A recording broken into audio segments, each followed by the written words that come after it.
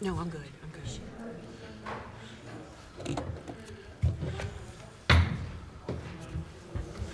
Good evening, everyone. Hang on 1 minute. Hang on 1 minute. Mike is still hanging on. I guess get voted.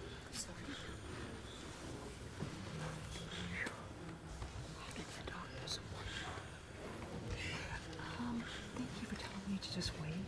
It's not as bad as I thought. It's not as bad as I thought, but then you really don't know which one. Okay, so we're gonna do another test. I think they should. Good evening, everyone. I'd like to call to order the February 18th, 2025 MCPS School Board regular monthly meeting. And before we start, I'd just like to mention, in case you hadn't looked at the agenda, there is no action item involving the Y and its proposal for a partnership with MCPS on tonight's agenda. That is as a result of last Wednesday, the Y withdrew their proposal from the school board's consideration. So I just wanted everyone to know that. And if everyone would please rise for the Pledge of Allegiance.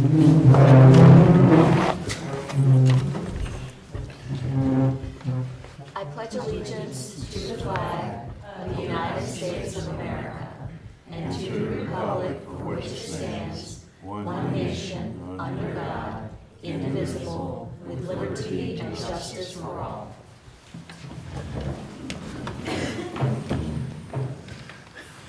Item 1.3, roll call, please, Ms. Morgan. Present. Here. Here. Here. Present. Item 1.4, approval of the agenda additions and deletions. May I have a motion?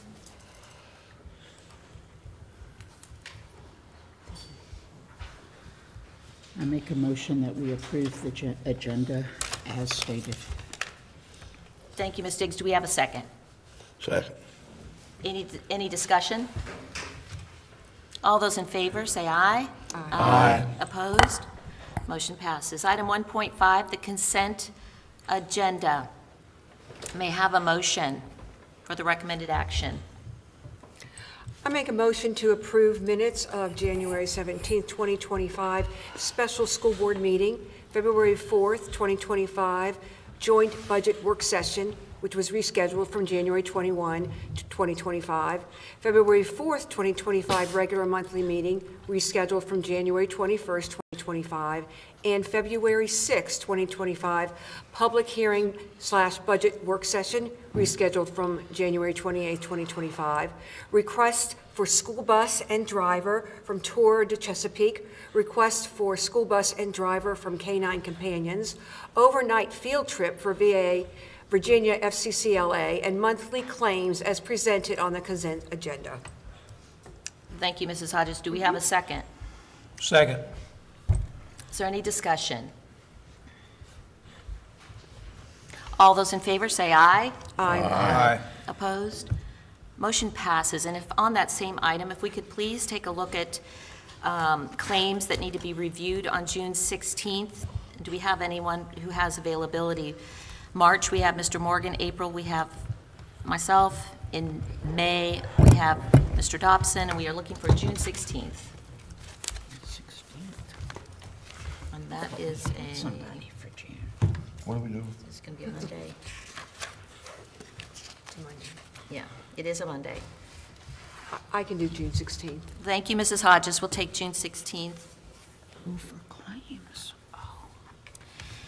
We are moving on to item 2. We will have to come back. If Ms. Zhang is able to join us, we will come back to Ms. Zhang at item 2.1 for her monthly report.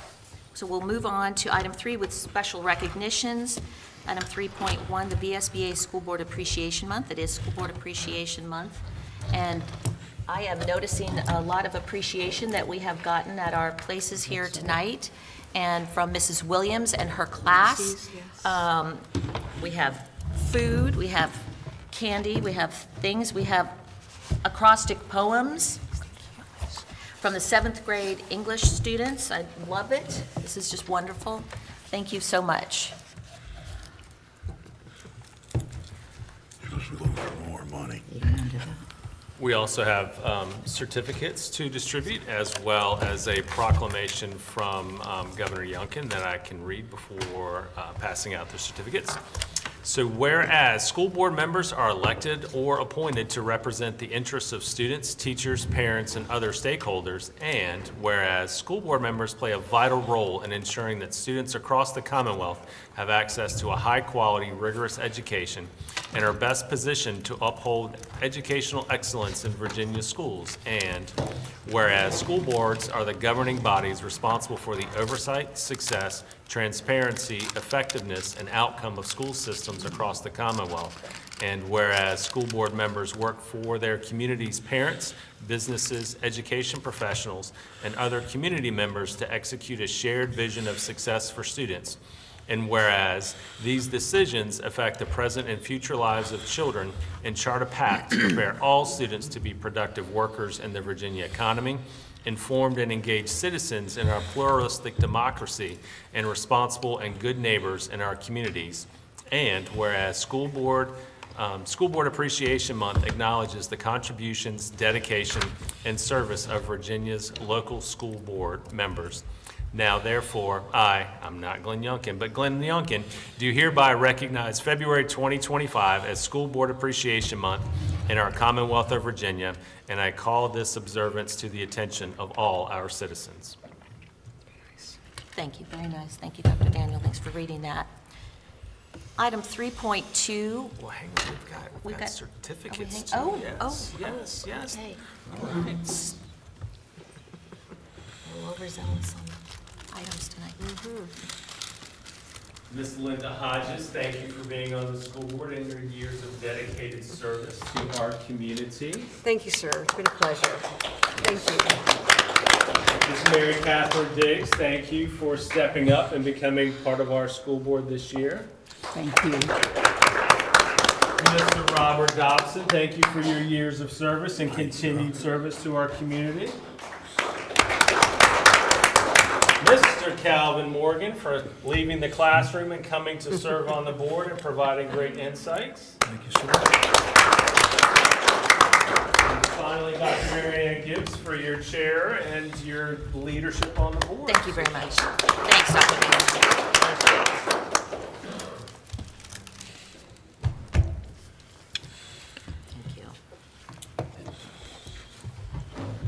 you. Moving on to item 3.2.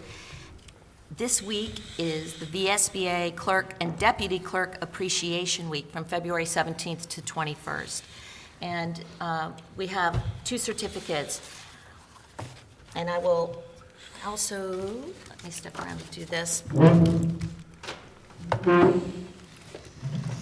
Ms. Morgan and Ms. Lau, we sure would not do this job without you. And your work goes unseen, and essentially you always do support every one of us on the board. And Amen. thank you so much for your service. Ms. Lau?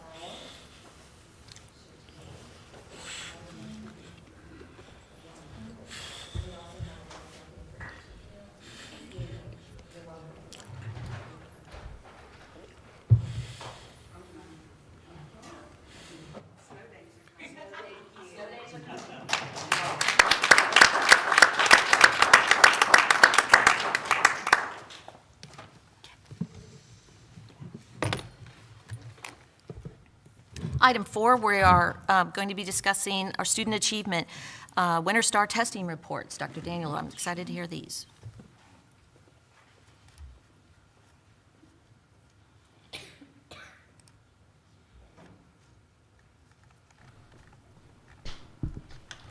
All right, so again, the universal screening data is part of our progression towards multi-tiered systems of supports.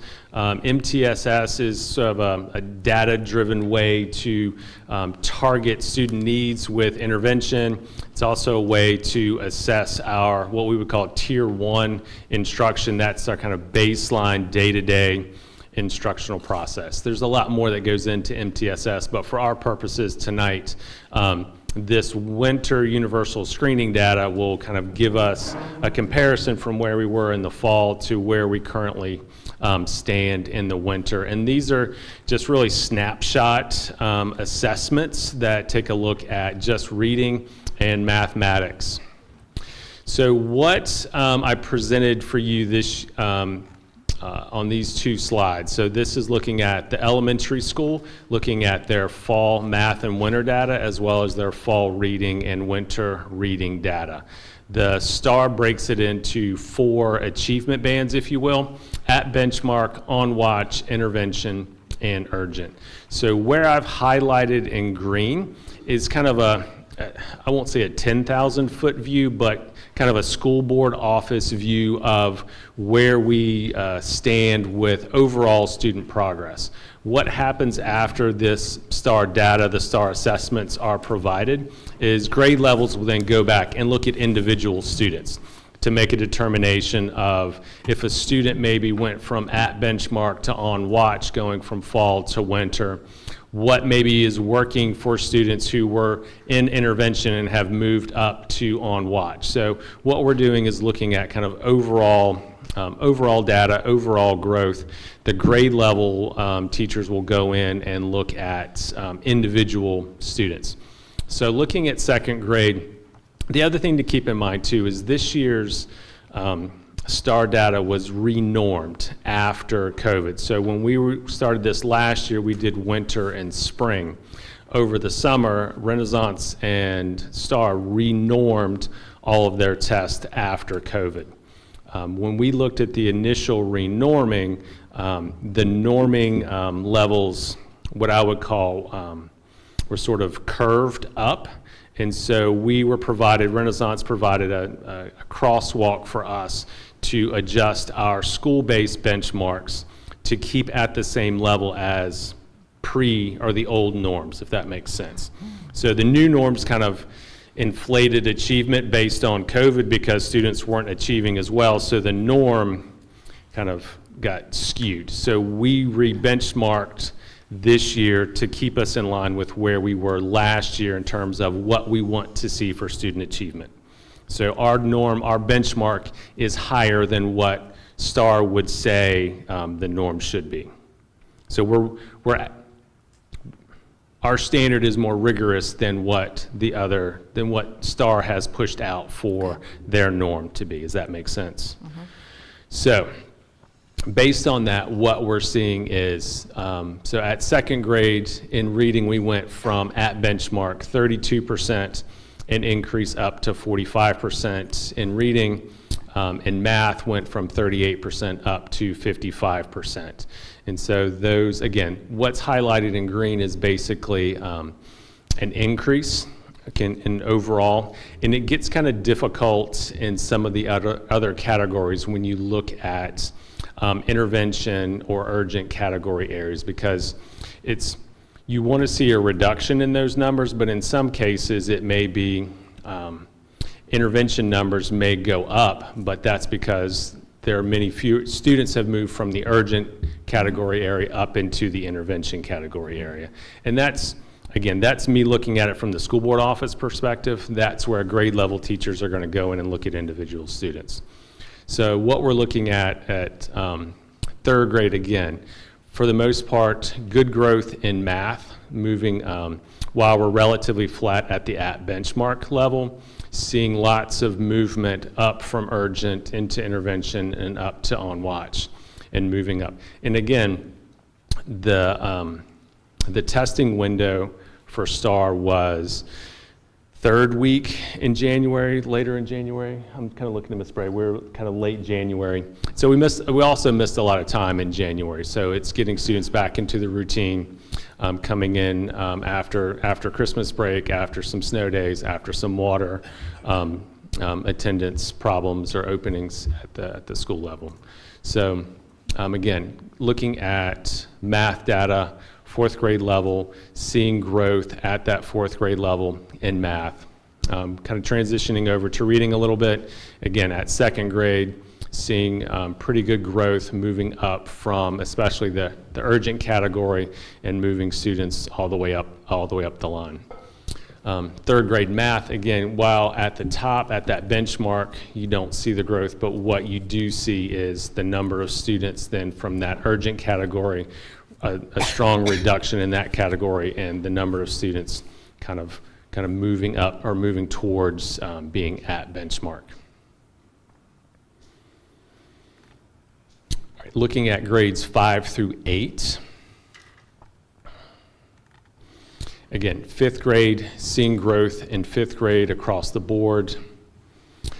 Sixth grade appears to be a little flat at this time, so conversations are being had at the middle school to determine, is it a curriculum piece, is it student attendance, like going in and looking at or asking questions about kind of what's going on. It may also be a pacing issue that we have with curriculum. So the benefit of this, while it's not the results that we want to see, it's being able to look mid-year to be able to make adjustments, to make those adjustments prior to SOL testing. Seventh grade, pretty good growth in math and again in reading. A key piece about eighth grade, looking at especially eighth grade math, when I looked into the data a little bit, about 20% of our students weren't tested during the window. So either they were absent, couldn't get that testing in place. So the number of students who tested, especially at eighth grade math, is about, I think it was 14 students fewer in the winter than tested in the fall. My instructions for principals and folks administering the STAR test was we wanted to get it within the window for this report. However, to go ahead and test those students to get the diagnostic data that comes with the STAR test in order to make some instructional decisions. So that's why, especially at eighth grade, like I said, the math was about 14 students different. The reading numbers were about 9 students who didn't take it in eighth grade.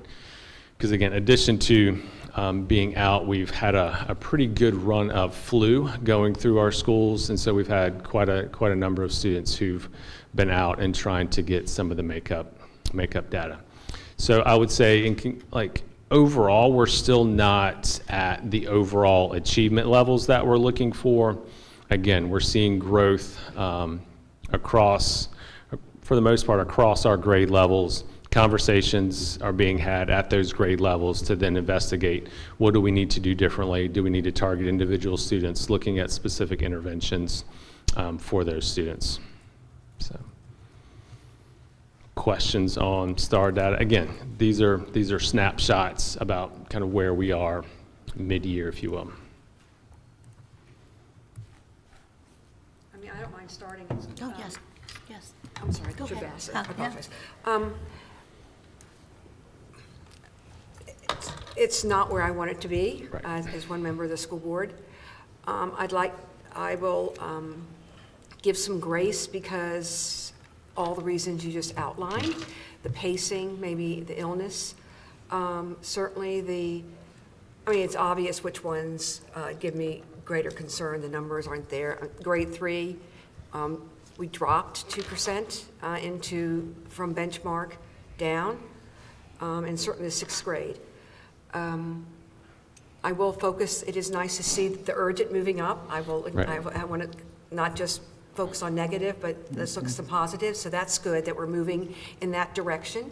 Those numbers aren't larger. The urgent are not larger. Well, there are a couple exceptions. But I will look forward to the spring data. Mm-hmm.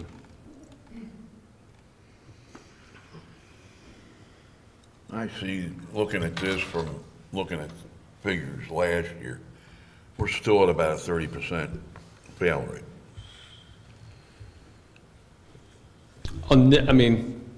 Again, it's a snapshot. So what we'll have to do is You want to triangulate data, so we look at vowels. Vowels doesn't cover math, so this is, the STAR brings in some of our math data, and then we'll also look at SOL data to determine kind of how our students are achieving. This gives us somewhat of an indicator of where we're expecting students to perform. Typically with at benchmark and on watch, that's a pretty good predictor of passing the SOL test. Again, it's not a 95% or a 90% pass rate where we've set for our strategic plan goals, but if we're making progress. Reading especially isn't going to, it's not a 1 week or a 1 month turnaround time. It takes time and intervention and hard work to get students up to where they need to be. According to what I heard the other night on the news, the national average of third graders that can't read is 70%. I don't know that report, so. Yeah, I don't know what report they were citing, but they put it out. And I know frequently what gets talked about is the NAEP, and so as of 4th grade and 8th grade. well, they use third grade. Yeah, so again, I'm not sure what Yeah. report that's coming from. Dr. Daniel, when will the next STAR test be given? I want to say it's mid-April. It's just prior to SOL testing to give a last diagnostic assessment and some indication in terms of remediation needs prior to going into SOL tests.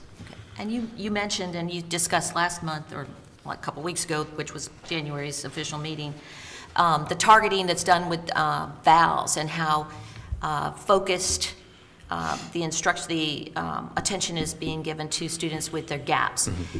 And you just mentioned something about being able to find, target those. Do you feel like we're kind of behind the 8 ball with regard to math in doing what we're already doing with the vowels intervention?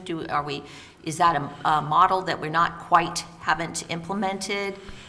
Is that something that we would want to do? It seems like we are not quite identifying the targeted areas that need the improvement. We're chasing this, it seems like, constantly. In general, the science behind teaching reading is much stronger than the science and how to instruct mathematics. So one of the pieces with vowels is that it's connected to the Virginia Literacy Act. Okay. There is not from the state a comparable curriculum plan for mathematics. Right.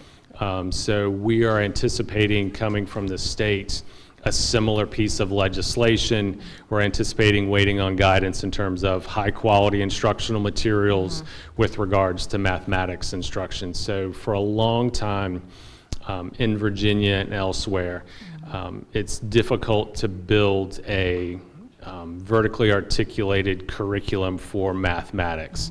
So you're relying on teachers at each grade level to kind of pull that together and piece that together. You have SOLs, but having teachers who are have the background in deep mathematics instruction is hard to find, whereas most of the time when you're going into a teacher prep program, you're focusing on how to teach reading. Oftentimes that is not the case with instructing mathematics and having that deep understanding of concepts in mathematics that kind of build on one another year after year after year. I feel very confident in the math instructors we have on staff right now. We've been able to hire people who have a focus in mathematics, have a background in mathematics. It's going to take some time to build that foundation year after year and be able to build on it. And our responsibility is going to be, can we provide then a continuous, seamless curriculum year after year to allow students to grow in their mathematic understanding? Good answer. And just one more final question. The teachers that we do have, are there any professional development opportunities that they need that we could give to them that would help them further? One of the pieces, I think CIP and joining CIP is going to be a benefit to us, providing a consistent pacing guide and Right. some tools. Many of our math teachers participated in a regional summer professional development with math teachers from local school divisions. So they spent several days this summer working on concepts, working on instructional strategies, pacing guides, curriculum to enhance our ability to improve our math instruction and our pacing guides. So I mean, that some of that is ongoing. Again, but finding truly math targeted professional development, Yeah. there's not a lot of it out there. Hen's teeth, yeah. So. Thank you. Ms. Diggs? Dr. Daniels, I know at the elementary school we've had, or do have currently, intervention for reading during the day. It's built into the program, correct? Correct. Can we look at something like that for our math students in 6 and 8?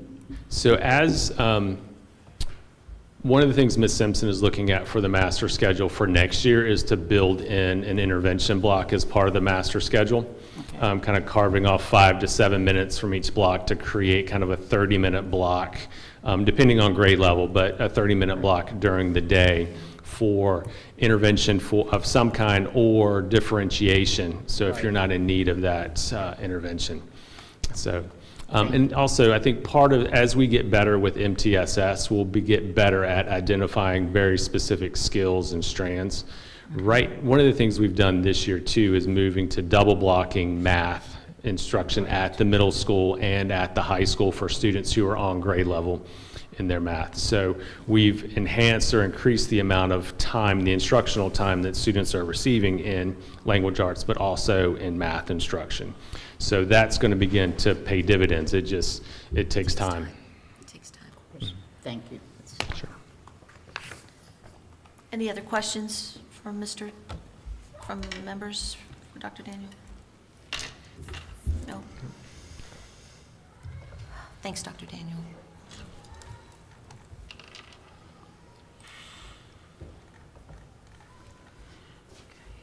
Moving on to item 5, we have citizens' questions, comments, or requests. 5.1, comments not pertaining to personnel or student matters are limited to one opportunity of 3 minutes. Please state your name and address for the board clerk. Protocol for public comment period. Matthews County residents and school employees wishing to speak should sign up with their name and address on the sheet if provided. Comment period will end after 90 minutes. All comments should be directed to the school board. Speakers shall not address matters involving students or personnel, as these topics may violate confidentiality and are not appropriate in a public forum. Public comment is the school board's opportunity to listen to the speaker. Since our purpose is to hear from you, the board will not engage in dialogue with the audience or whomever is at the podium. Matters requiring a response will be directed to the superintendent for research and response. The superintendent may report back on such matters at a subsequent business meeting session as appropriate. The school board carefully considers your comments when deciding on matters brought before us. We appreciate your attendance and your input. We have a couple of people signed up to speak. Ms. Kelly Lockerbie.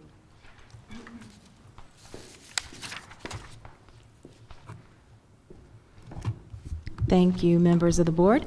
The reason I am here tonight is that, as we all know, we have struggled with the self-contained class and staffing.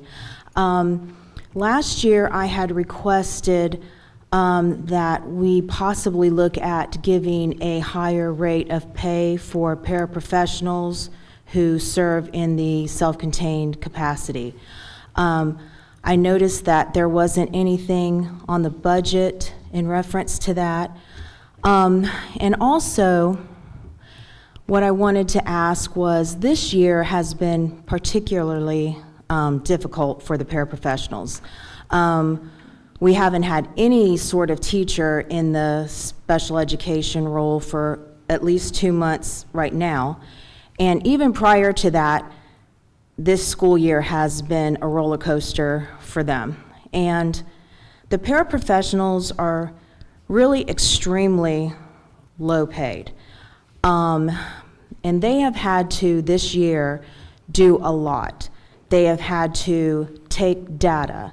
They have had to implement curriculum, along with trying to learn communication devices, sign language, changing pull-ups because the majority of the students aren't toilet trained.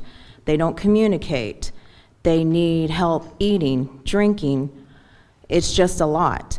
And so I was hoping that since we haven't had the expense of a teacher in place, that we might be able to capture some of that money and possibly give these 4 paraprofessionals at the elementary school who have endured this year some sort of bonus this year, and then look at next year for the self-contained paraprofessionals. Is there some type of way that we could actually put in writing that this position would either have a higher rate of pay, some sort of quarterly stipend, bonus, sign-on bonus, something like that?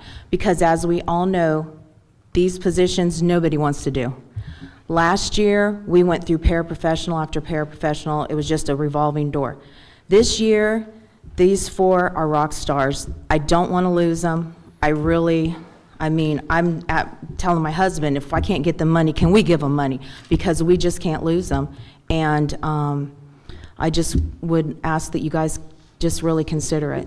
Thank you. Thank you, Mrs. Lockerbie. Mr. John Mathieson?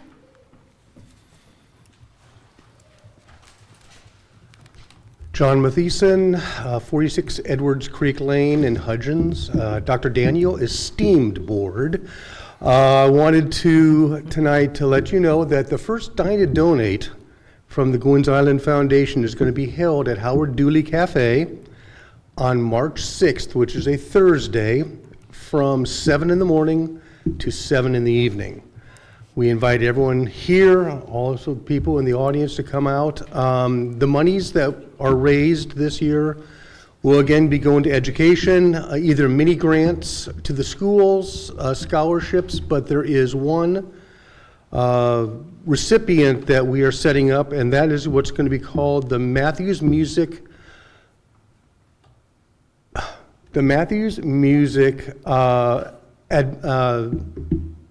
okay, no, I'm forgetting about it. Anyway, it's a music award that is going to send a student from the high school to JMU's music camp over summer. It's also a leadership role where they will learn from various instructors. They will stay in the college dorms. It will get them rolling, not only for music itself, but the idea of, college may be a really cool thing to do. And they will be there it'll be July 8th through 12 this year. Actually, it's the Matthews Music Ambassador Award, finally. Senior moment or two. But that's what we're going to be setting up. That's part of this Dine to Donate, along with other things. So we're also going to try to make this award an annual event so that we'll be able to send kids from our music program to the college camps every single year. So I would encourage everyone to come, have dinner, enjoy yourselves, and invite as many friends as you possibly can. Thank you. Thank you, Mr. Mathieson. I do not have any other speakers signed up. Is there anyone who would like to approach the podium?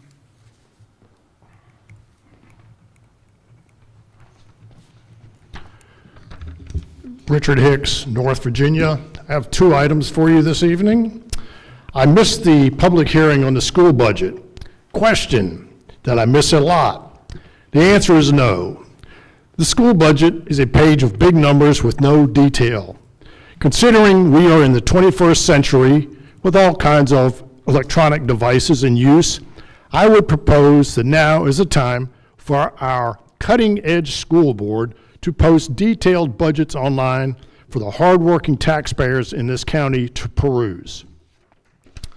Item number 2. totally different subject. Teaching math. We've only been teaching math for 1,000+ years. And 2 + 2 always equals 4 and has for that 1,000+ years. So how is it you are still trying to figure out how to teach math? This really throws me. Thank you. Thank you, Mr. Hicks.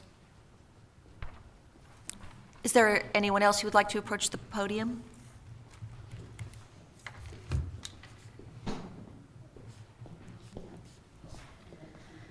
Hi, I'm Amy Bohan Stewart. I'll give Sharon my address. I'm a county resident. So good evening. I'm excited to see all the great things that our family and consumer science classes are doing.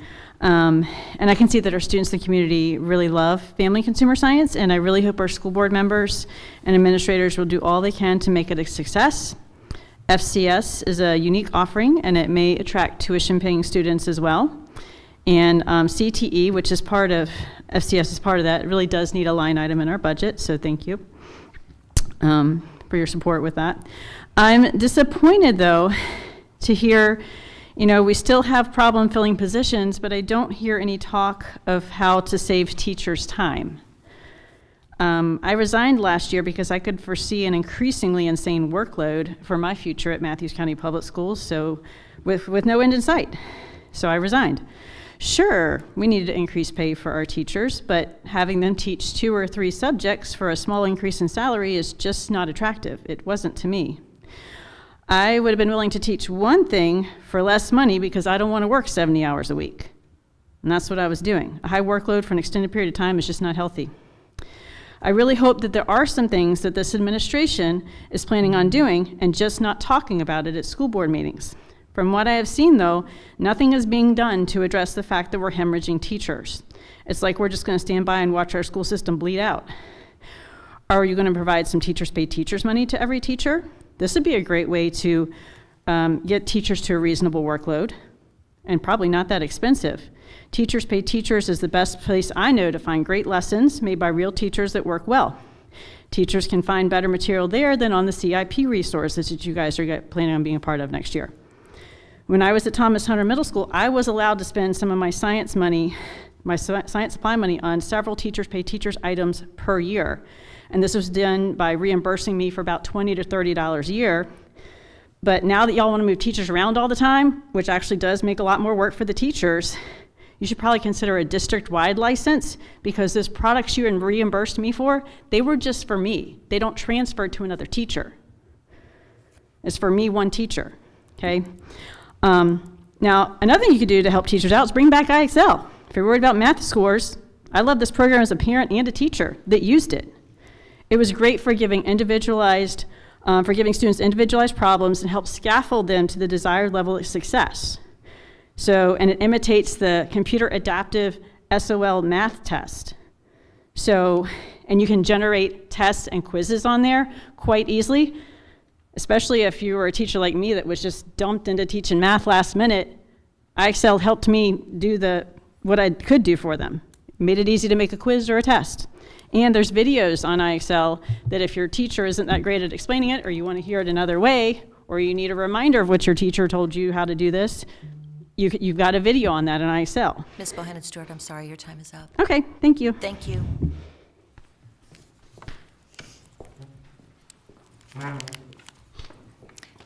Does anyone else want to approach the podium this evening?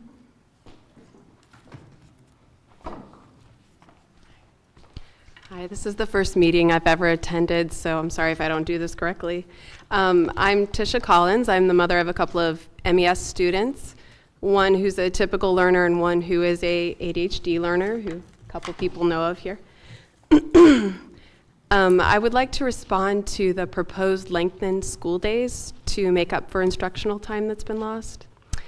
I have concerns about this for all of our students, not just those who have diagnosed attention deficit issues, but all 5 to 10-year-olds who have issues being attentive for a lengthened day. And I was wondering if we're considering other options to be proactive next school year in case we get another snowy winter or unforeseeable issues like boiler valves or whatever happened there. I know of a couple of districts in other states who have set a school calendar for the coming year that incorporates regular 2-hour delays to allow for professional development or other teacher work hours that they need to do without the students. And I was wondering if we've considered that for 25-26. This would help us meet the time requirements proactively and not scramble to do lengthened days that really are useless for a lot of our kids who can't make it the whole day. Thank you. Thank you very much, Ms. Collins.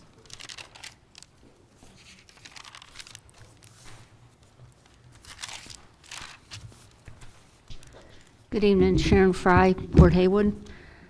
First, I want to come up here and I want to give you my appreciation for your service.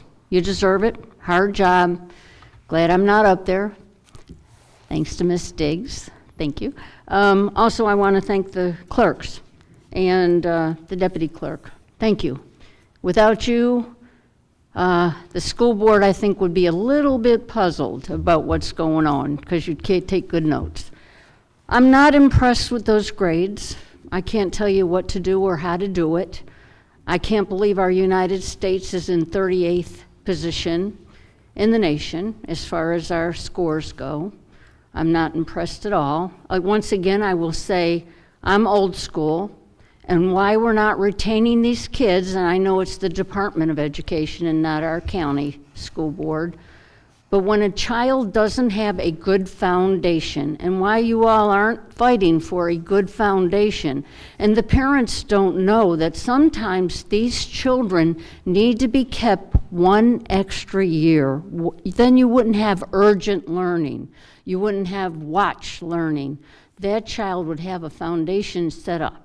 And this is what I'm going to fight for until the day I die. Maybe the federal Department of Education will go away and maybe the state will take over, and maybe once again we can retain, even if it's one child. I went to a meeting today, and it was an 8th grade teacher in Gloucester, a new teacher. He was shocked that his students couldn't read, and I am too. I also would like to thank and show my appreciation for Gwen's Island Civic Association and all their contributions to our school. We are very fortunate to have John and his association, what he's doing for our school. I'm incredibly impressed. Thank you, John. Thank you, Ms. Fry. Is there anyone else who would like to approach the podium? All right.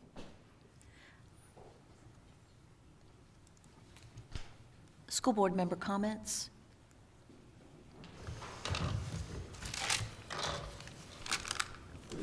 I will make a comment. Yes, Ms. Diggs. Let's see if I'm on.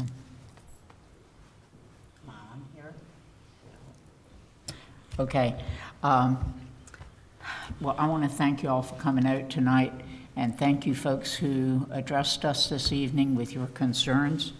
The workload for the teachers, I hear you on that. I think we all hear you, and I don't have an answer, but it's certainly something for us to look at and consider. So thank you for bringing that up tonight. Let's see, Ms. Collins, your concern for the length of days, I think we are looking at that for next year. So just to let you know that. And Ms. Fry, I think the retention thing is something that is on some of our minds because we certainly want these children to do their best. And I had a family member who had a young one, I think kindergarten or first grade, and they were retained, and it was a blessing in disguise for that individual. So thank you all, and Civic League and all the rest. And for the comment, I'm sorry, I forgot your name. Is it the lady in the back here Ms. on Lockerbie. special? Yeah, Ms. Lockerbie, excuse me, please. also your concerns. I know those people work so very hard, and I hope we'd be able to do something. Thank you all. Ms. Lockley, last year, we were supposed to get a new special ed in here from the Middle Peninsula Special Education because we were going to have a class here and we were going to have students come in here. We could not find a special ed teacher to bring in here for that. Here it is in the middle of the school year. You are not going to get a special ed teacher in here because nobody's going to let one loose in the middle of the year. So I understand where you're coming from, but the reaches of what we can do are only what's available.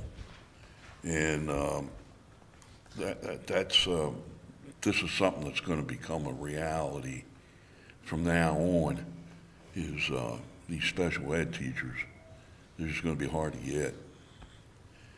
And I've attended a couple meetings down here, and luckily we do have some good parents that work with the children real good. So I give that a plus for people coming in here. And to address the other ladies about missed time, I can't see adding 15, 20 minutes at the end of the day. This is me personally. Because kids at the end of the day ain't gonna learn anything.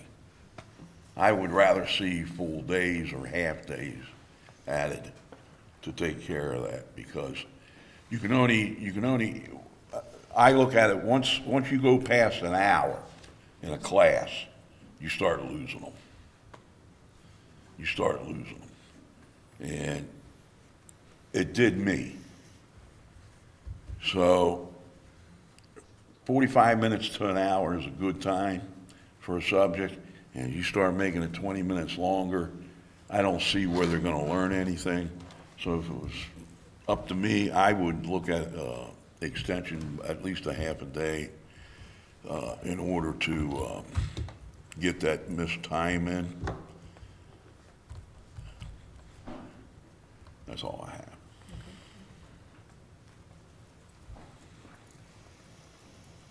Mr. Martin, Mrs. Hodges? Yeah. As my colleague, Ms. Diggs already said, and I'll be repeating what she said, thank each of you for coming out tonight, even if you didn't speak, but especially those who have spoken.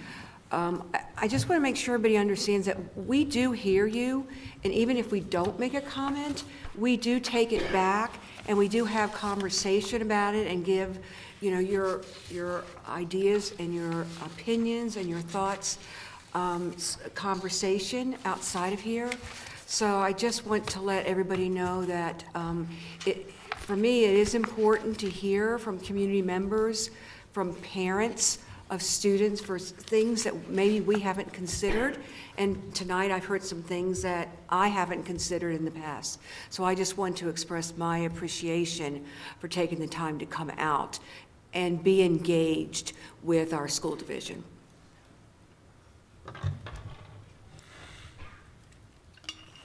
Mr. Martin? Just real quickly, just like our other members have stated, thank you all for coming out tonight and taking part in this, offering your comments and questions and so forth. We appreciate it. And I just want to respond, excuse me, real quickly to Mr. Hicks, who mentioned that we've only been teaching math for approximately 1,000 years. And I would have no idea how long we've been teaching math, but I expect it's been at least that. And we're still trying to figure out how to teach it. It confounds me personally that it's such a struggle. When I went to school, I'm no Einstein by any means, but I didn't have any problems, and not very many of my classmates had problems in learning basic arithmetic. It seems like today it's become a foreign language. So I would have to agree with Mr. Hicks that there's a problem somewhere. I can't put my finger on it. I don't know what it is, but we've got to find out what's wrong so we can teach these kids some basic arithmetic. Thank you, Mr. Hicks. And I would just close in this area by saying I am so grateful for all of these comments.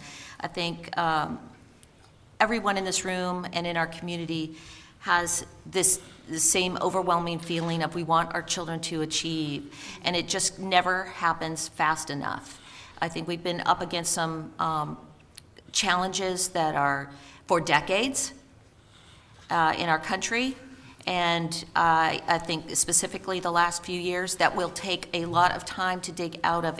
I will never be satisfied until we have all of our children succeeding to their full potential. And I know we are not there. I know we are miles from that. But we are dedicated.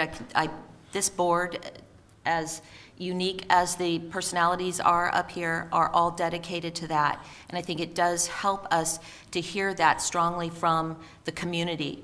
And we will all work together to our best ability to achieve it as fast as possible. I feel how it's taking longer than we would like. And, but I see so many positive things happening in our schools with the leadership. Let's all continue to give ideas, work together positively, address these issues that have come up. Specifically, Ms. Lockerbie, I do recall your email from several months ago where you were very appropriately asking for consideration of an increased rate of some sort for the TAs, for the paras in the self-contained room. And I do think that's a worthy consideration. And we have had conversations about this. We will continue to have conversations about that.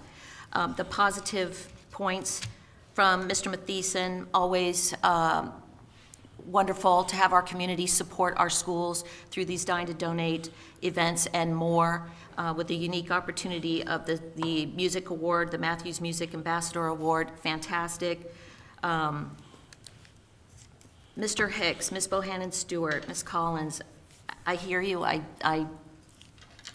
I wish I had a magic wand. There are so many challenges here. Thank you for coming out tonight and expressing them. We appreciate it, and we will consider all of your comments thoughtfully. Thank you. If there are no more comments, we will move on.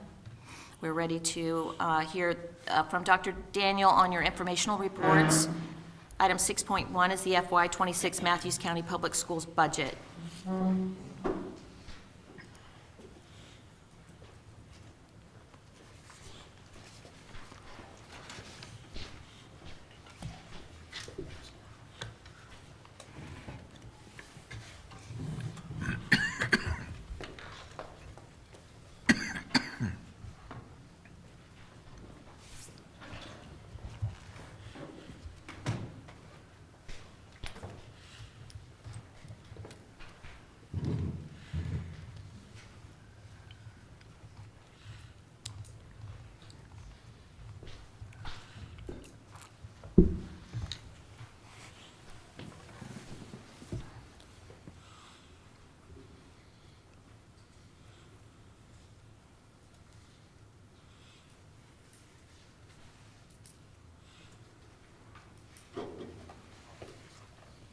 I didn't know if you were trying to get it on the side TVs. Okay.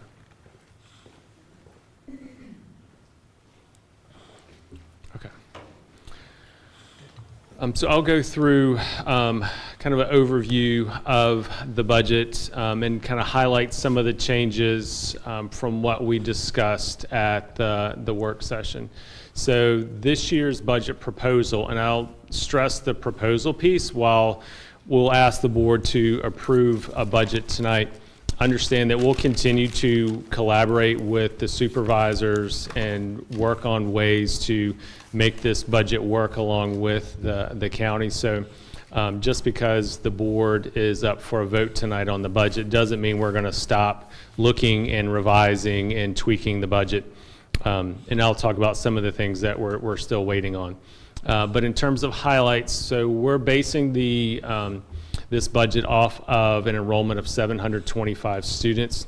That is a decrease of about 35 students from what this year's budget is based on.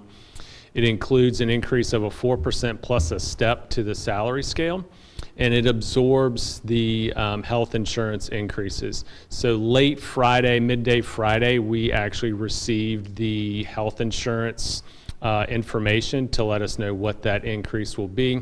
I'll share that on a future slide. Right now, the budget includes all of our current positions, but we're going to continue to review vacancies as they arise to see where we can collapse or combine positions, or see where we can do without, with the understanding that student achievement is still going to be our priority, and we want to make sure that we have positions in place within our school division that aid in student achievement. This budget does contain a new position of a secondary reading specialist, a teacher assistant that right now is earmarked for the library, and an additional CTE teacher. What we have removed is the grounds position and the athletic trainer / teaching position. What we've done is put those into, reduce that line item or that request to be able to attempt to contract for those positions going forward.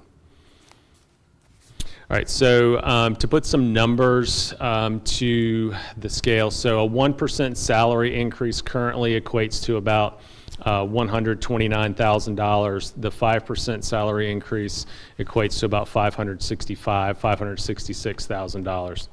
So what is new on this slide is the health insurance increase.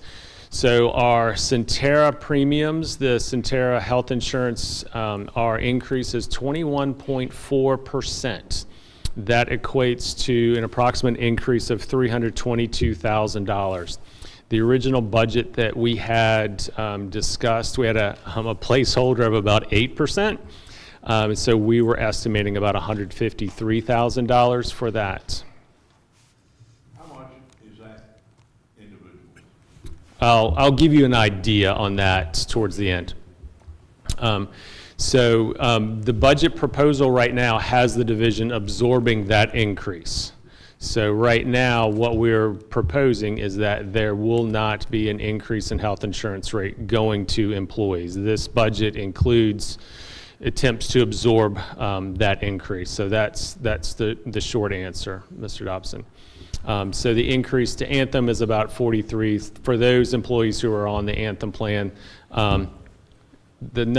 To the division are sponsoring the Anthem plan is about $43,000. And again, I'll repeat, this budget proposal has the division attempting to absorb all of those health insurance increases.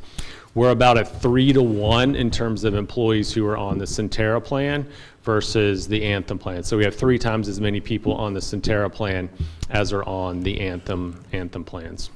And that's part of the reason we have more people who are on that plan, more claims on that plan, and so that's part of that increase.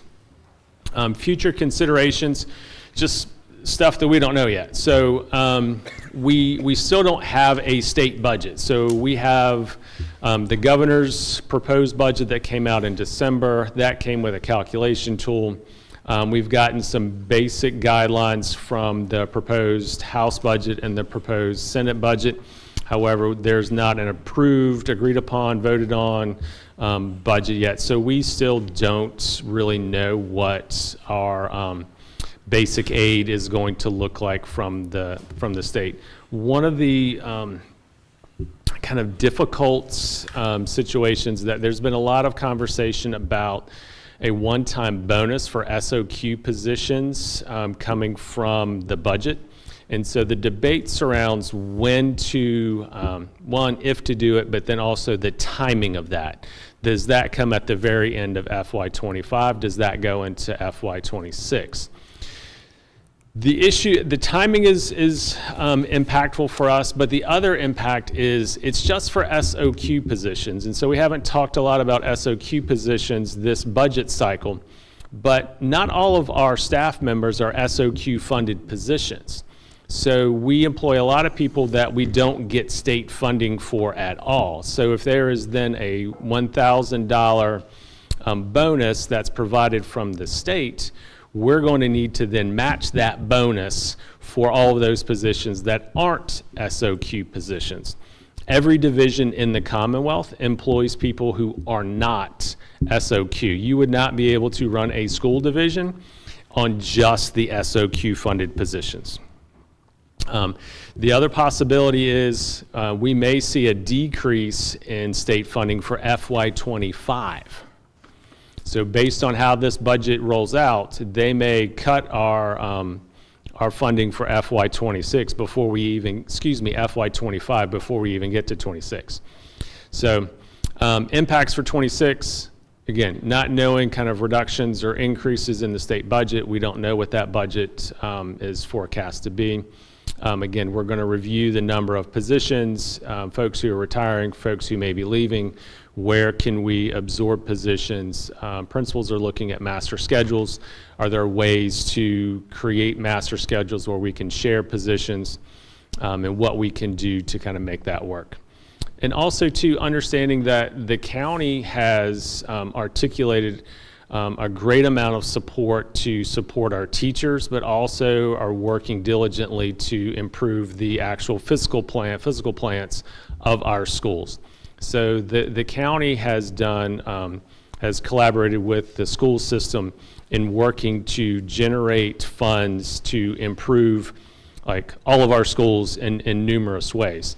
But that comes at a cost. So balancing some of the school improvement costs along with other costs is where we're going to continue to have conversations with the county and really come to a consensus on what the best budget is going to look like.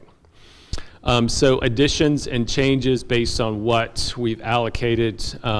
So we've pulled back again on some of those two specific positions. We're going to continue to go through line items and look at specific line items where we can cut costs, absorb positions, et cetera, where we can improve in areas. We're looking at different contracts for different things to see, again, see where we can shave some costs. But basically, that is the complete list of what the additions to the budget look like.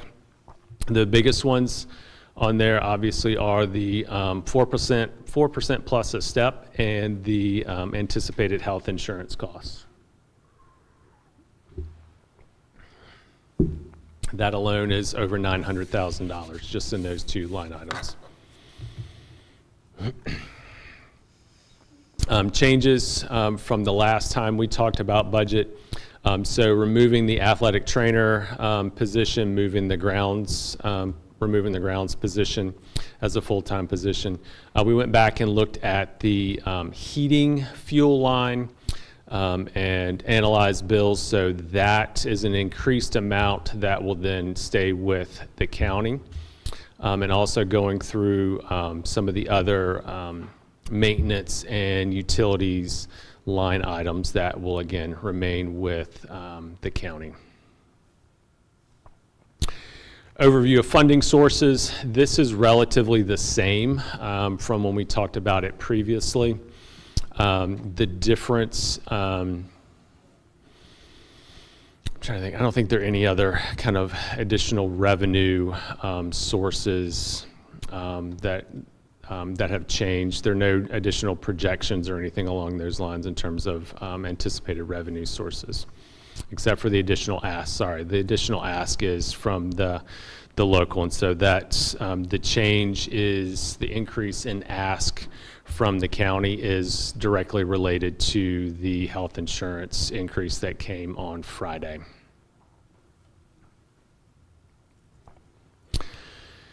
Expenditures.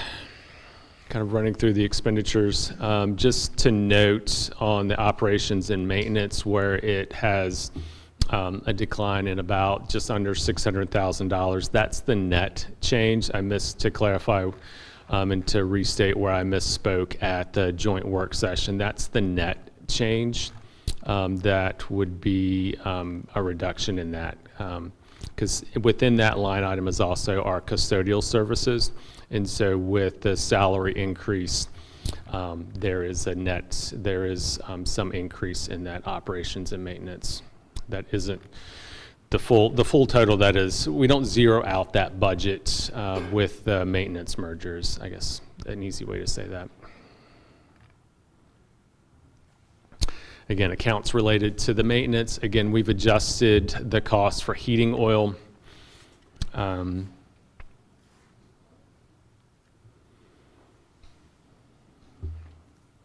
so in terms of kind of what is earmarked to stay with the county is approximately $958,000 as part of that maintenance merger.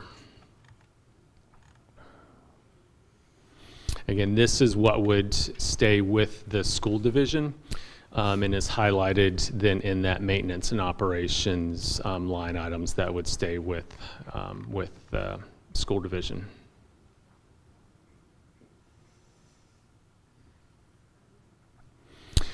Salary comparison, so I've showed this a couple times. So this is this year's salary comparison. I don't have last year's salary comparison. But what it would show is how we've closed the gap from what our teachers are earning at different years of experience rates. And so it's critical as we are, and every division is trying to attract teachers, that we remain competitive in salary, but also in benefits. So one of the things that in our long term, what we're going to need to do is really look at our salary scale process and look at moving from a each year, each step on that scale being 1%, to looking at something that's akin to a 1.2, 1.25, 1.35 increase year to year to begin closing that gap that exists at the 30-year mark.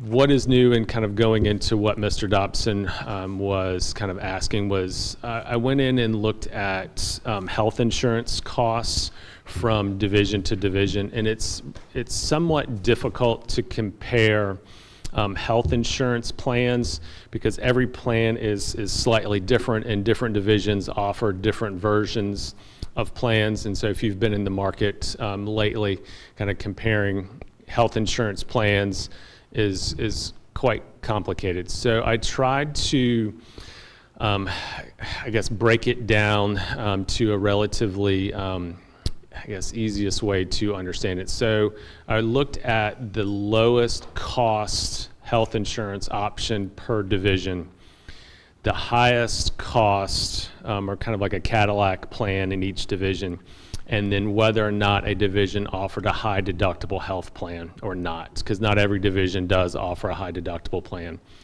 So Matthews of those divisions is the only school division that offers the Centera plan, and that helps us stay competitive with health insurance costs.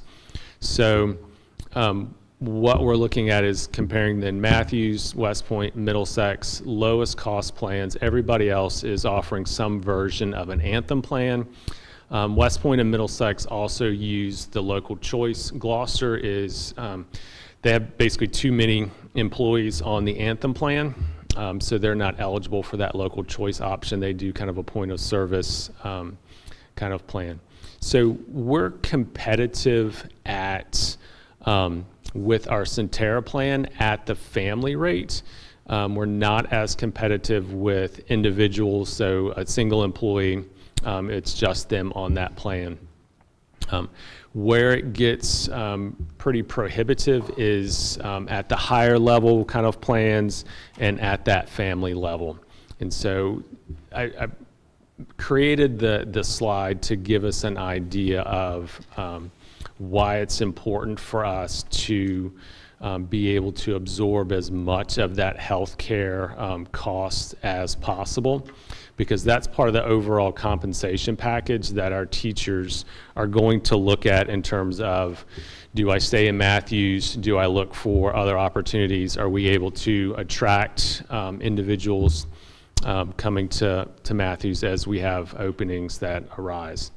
So it's, the first thing folks are going to look at is going to be our teacher scale and our salary scale. The second piece is, can you show me your benefits package, show me what the health insurance plans are. And I will say the Centera plan is all things considered a really good insurance plan for our employees. Maintaining that is pretty critical for us. So, questions? Yes, ma'am.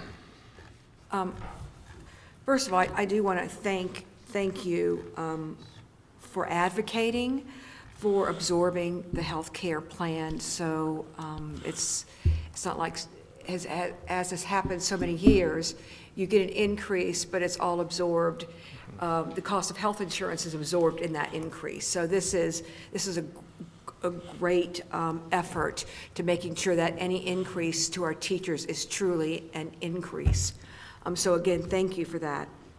I also want to extend a thanks to you and Ms. Lau for pulling out those pieces for the maintenance budget, the cost of maintenance to move over then to the county. That wasn't an easy lift, and it's been, you've had to drill down very, very hard to get that information. So I just want to make sure about the lawn maintenance. Taking that position out is going to be replaced hopefully with a contract to hire someone to make sure that our grounds are well maintained. We're looking at a couple different options. So we've explored kind of local vendors for lawn care. We're looking at another solution and combining some services. And so we have a meeting scheduled for, I think in 2 weeks, to look at a combination of services that would then include lawn care to see if that's more cost effective for the school division. Okay. But this budget is committed to having. It is. Okay. It is. Excellent lawn maintenance. Yes. Okay. Salary scale. We have talked over the last year about the things that you addressed, trying to close that gap as teachers commit to Matthews, close that gap with our years and their salary compared to other divisions. Is that something that you feel like we can work to accomplish next year, over the next year? I think if we once we get through this budget process, start examining the current salary scale and spend some time over the summer and into the fall, that we can I feel pretty good about being able to have that in place for FY27, or a draft to look at in the kind of the early fall of 25 to be ready for something in FY27. We may have to hire a consultant to come in and look at the complexities of it. The way our scales are set up, there's lots of combining of job tasks within a specific scale. And then other thing too is, as we've talked about, for example, our teacher assistants, do we differentiate responsibilities and job classifications within the realm of teacher assistants within our office staff? Currently, there are some stipends that come along with office staff, but do we differentiate, say, for example, a TA from an interventionist, or a TA1 from a TA2 to a TA3? And so do we, when we go into that salary scale conversation, do we look at diversifying what our job classifications are as well, and then have some differentiation in pay based on responsibilities or years of service? So I think that's when we can get into looking at this TA position may require a little bit more than another TA position. This office type position may require something different than a different office assistant, administrative assistant kind of position. You can look at the same with custodial services, things along those lines. So I think it's not just looking at our teacher scale and kind of expanding kind of what each step looks like, but I think we also need to look at the structure and the tiering of some of our other positions within the division. Okay. And lastly, I'd be remiss if I didn't discuss the federal funding. and the unknowns with the federal monies. I'm not looking for a clean answer because there is not out there. There's none out there now. But amongst you and your colleagues, is there a concern about that money going away, and is there a belief that it will show back up in the state to offset the cost of we know our CTE monies, Perkins money, special education? I'm just curious what the conversations have been. There's a lot of concern. I think the lack or the absence of, I guess, directive has led to a lot of unknowns. So there's not a lot of guidance to how a particular decision point may then impact localities. So it's all rumor. The only rumor that I have is that it's to be directed then to the states and for states then to decide. But if you see in terms of our federal funding, it's around $600,000. That doesn't include what we would get out of the school food. I mean, in terms of USDA and supplements and subsidies that come through that school food line item too. So I've not heard any conversation about changes to the U.S. Department of Agriculture, but obviously there's a lot of conversation about the U.S. Department of Education. But as in terms of projections, that $600,000, where that may go or may come from or get redirected to or from is completely unknown at this point. So we've not received kind of any guidance through, at least from the state or through any of the superintendents' organizations about what that may look like. Thank you. Okay.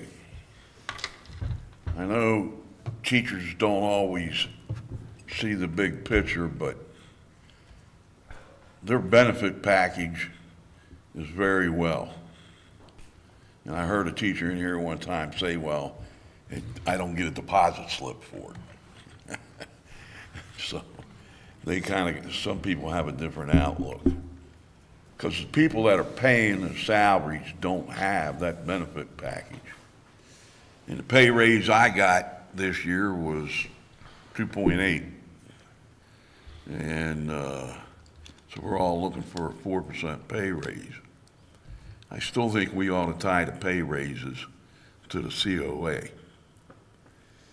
And that way, nobody can really complain about pay raises.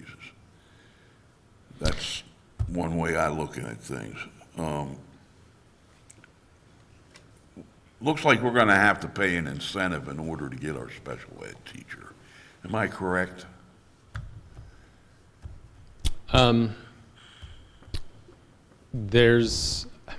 Without getting into a specific position,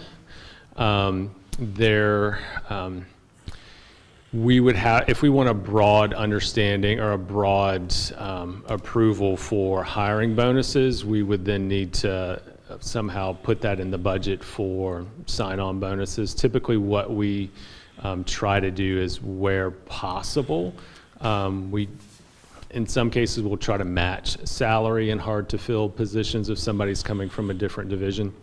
It kind of depends on what flexibility we have in the budget and what that position entails. All right, what's your opinion on chances of getting a special ed teacher next year?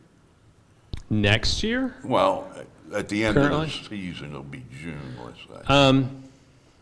I'm pretty optimistic on being able to fill the position we've talked about this school year. But in general, that's a very difficult, that's a very difficult position to fill. So our math positions, science positions, those are just very difficult positions to find. In general, and just kind of collaborative sped teachers are super difficult. So we'll probably have to offer more money to get them filled, right? Well, and that's part of, in the budget planning, we have place markers for what we think, we'll say, for example, the reading specialist position has a placeholder of, I think we put in there about $90,000. But And that's salary and benefits. I mean, that's kind of all the things total. But we may have to pay more than that for a reading specialist or more than that for a CTE teacher to come on board. So it's having flexibility within that budget to be able to attract somebody, especially in a CTE position.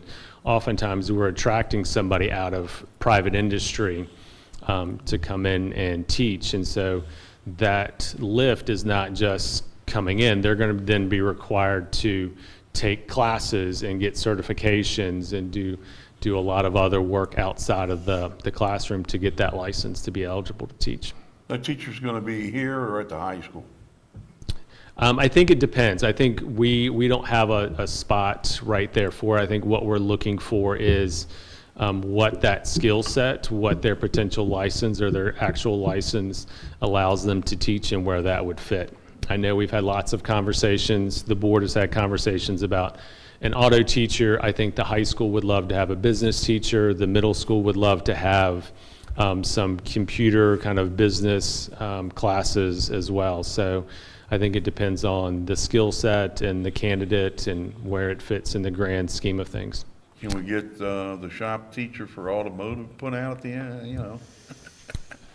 I'll be blunt and I'll be honest, in terms of return on investment and number of students served versus the position being filled, I think we'll have more students enrolled in other classes than auto. Well, and I know there's a desire for it, but I would have a hard time filling that. Want to fill that, and I'll tell you why, is we can swap around with some of the schools to get subjects we don't have, like hairdressing and stuff like that. We could probably trade a couple spots to Gloucester, be able to trade a couple spots to Middlesex, because everybody's looking for automotive.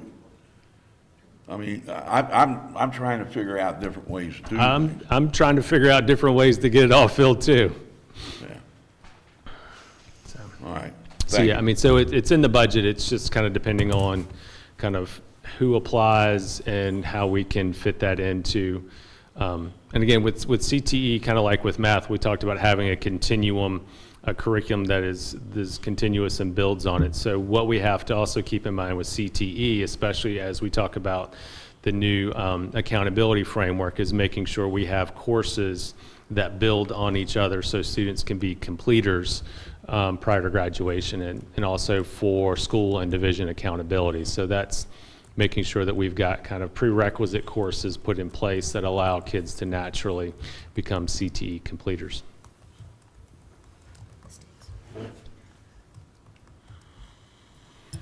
Dr. Daniel, I just want to thank you for all the work you've put into this, and That's other allowed. board members that have done that as well. And from me, as the new kid on the block here, I am fairly delighted to see that we're trying to close the gap and that we have support from our board of supervisors. They have been supportive with us in looking at this whole procedure and stepping up to the plate here with our other counties. It's pretty easy to see that we are attractive as far as new hires, I believe, and I just thank you for this. And I would say the commitment from the county and the school board last year for pay increases allowed us to sign staff members and recruit and bring, get positions filled that were hard to fill. I mean, we were able to hire a couple math teachers and some really high quality teachers in other content areas. So I think that word of mouth carries an awful lot. Thank you.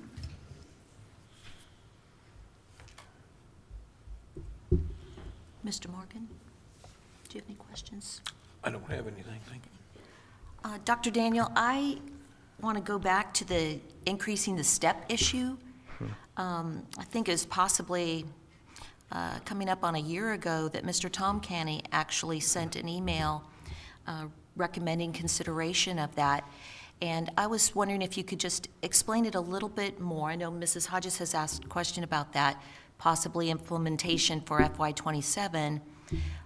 What would that do in the intermediate run? How long would it take for us to, what's the trajectory of that benefiting our division? I think you're onto something here. And there is a cost to assessing that, though, as well. So what we would have to look at is kind of placing every employee on that scale currently, looking at, because there are various supplements, and there's a longevity supplement and stipends, and some of our employees, while on that scale, may have a supplement for working an 11th month or a 12th month. And so we would first need to place everybody on that scale and give them the appropriate placement, and then look at adjusting what that growth is going to look like year after year. So I think in terms of how long it would take to catch up, I think it depends on what year, how many years of service a teacher already has in to allow them to catch up. I think what it does is, over the long term, allow our teachers to stay on pace with other divisions, because not every division is going to have a clean, like, 1%. Some of them at 5 years may have a bump that may be kind of 2% at that mark, and then other bumps that aren't gradual and continual. Like every school division is slightly different in how they structure their scales and supplements and things along those lines. So it's hard for me to project how many years it would take to get us completely caught up with just that loan strategy of increasing that step. And because I think the critical point too, or the significant point, is going to be, what then is that cost going to be each year to allow us to catch up? But I think the benefit of doing that is it's somewhat built in year after year, that there's a more natural kind of progression that escalates or rewards teachers for years of service within our division. One of the great things that Matthews does that few other divisions do is kind of I would call it kind of a loyalty or a longevity supplement that incentivizes our staff members to stay at, I think it's at 15 years, and then again at 20 years. So I mean, that's a key piece that our division has committed to from several years ago. But it's gonna take some mapping out of where everybody sits on that scale, and then looking at, with this adjustment, what is that impact on the budget, and what will that then look like year after year? And that's where it may require like a consultant firm to come in and really take a look at it to make sure we're within legal parameters and all the various requirements for Fair Labor Standards Act and all the other kind of federal acronyms that go into employment are followed correctly. Well, clearly, there's so many moving parts, but I do think you are, working out of the box. You're being creative, and I think we have suggestions coming in from our teachers, from our staff, from the community, and we are going to have to be creative, and I do think this is the time. So I'm hoping that can be looked at this summer, possibly. That's the goal. Great. Any more questions? No? All right. Okay. We have another item for you, Dr. Daniel, the information for the school board. Item 6.2. Would you like to address from here? Yeah, I'll just address from here. Okay. see what's on there, sorry. Yeah.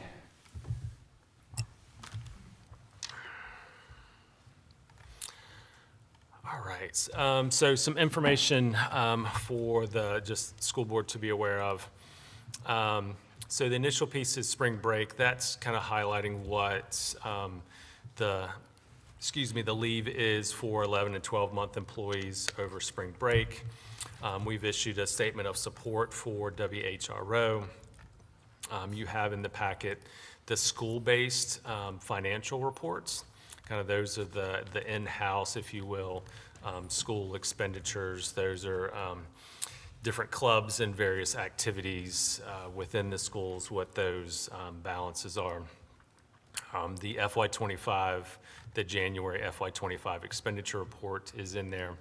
Also, pretty interesting activities, though. Each school has a report, I think as requested by the board, of activities for Black History Month, kind of what was taking place in February in their schools.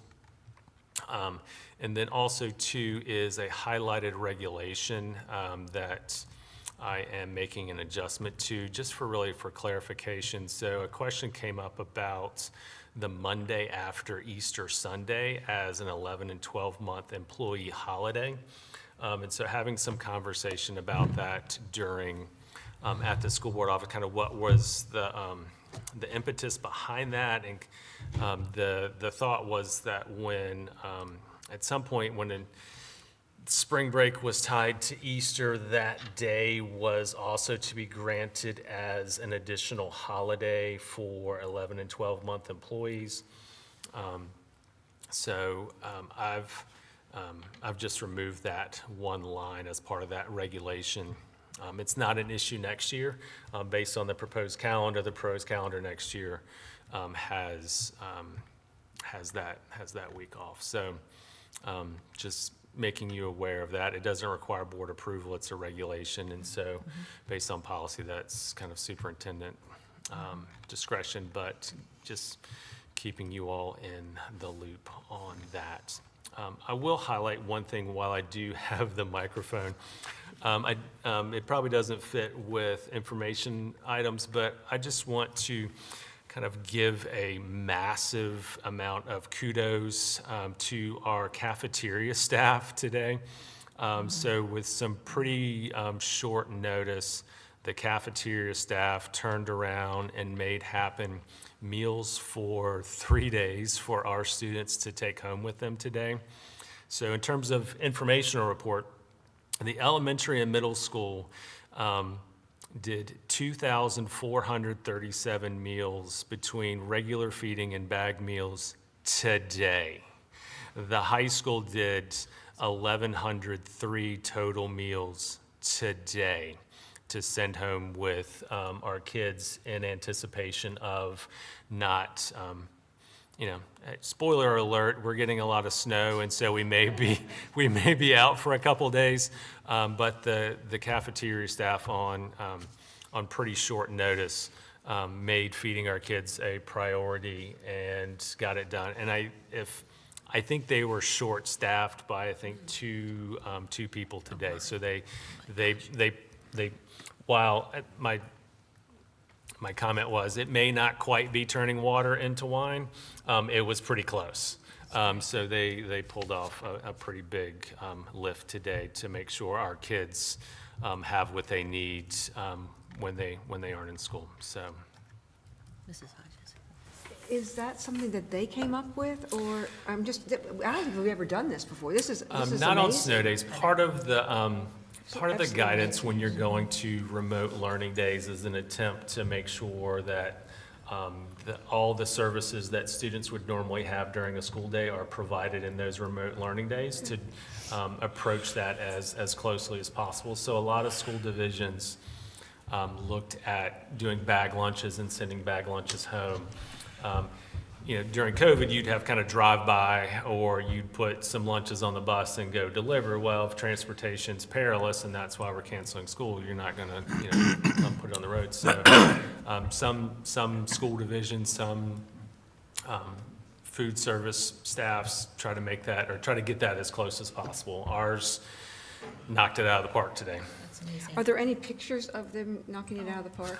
I say that I don't to think say. so. I don't think anybody had time to stop and take a picture. I know. And the reason I raise that is, this is, I think, so worthy of sharing with the state through, I know, VSBA, to make sure that they put it out in their daily newsletter, because I just think it's absolutely what Matthews, it's what Matthews is known for, taking care of their kids. And that, this is just exceptional. And I think it's being, again, it's the commitment in the community towards the schools and the people that we are able to hire, that then they are in turn deeply committed to the kids' health, well-being, and success in the school division. So none of it happens in isolation. It all is part of the same picture. The achievement is tied to students being fed and being warm and being able to come to school.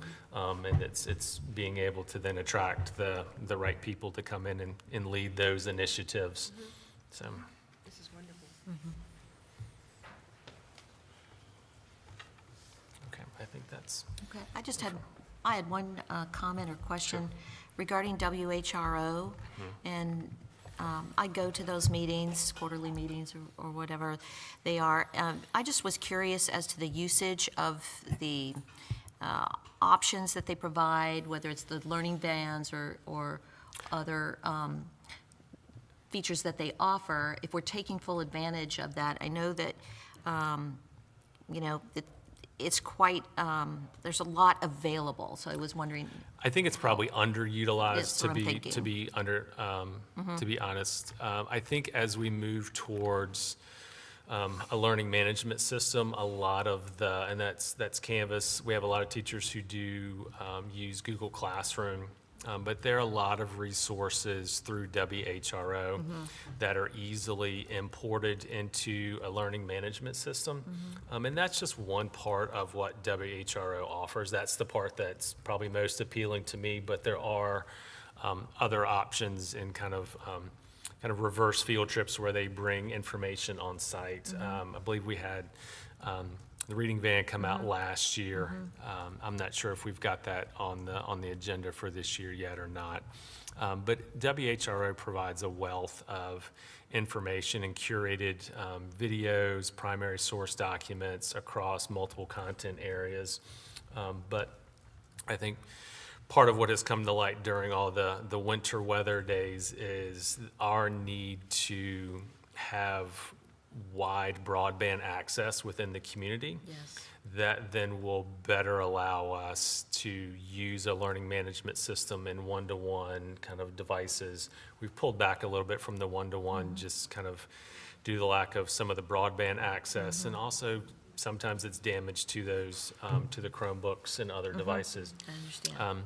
So I think as we have better access, then we can better respond to what our students have at home, and then we can deploy some of these other resources in terms of content from WHRO.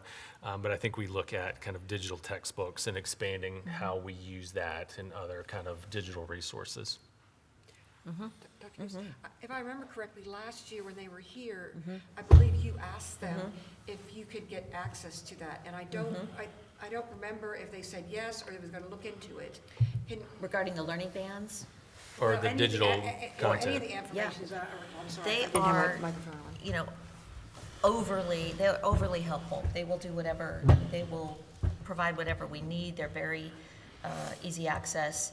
I think we have to initiate. Right, okay. And that's what I want to make sure, that if there is something that we can take advantage of, or we need to, or we can, that we do.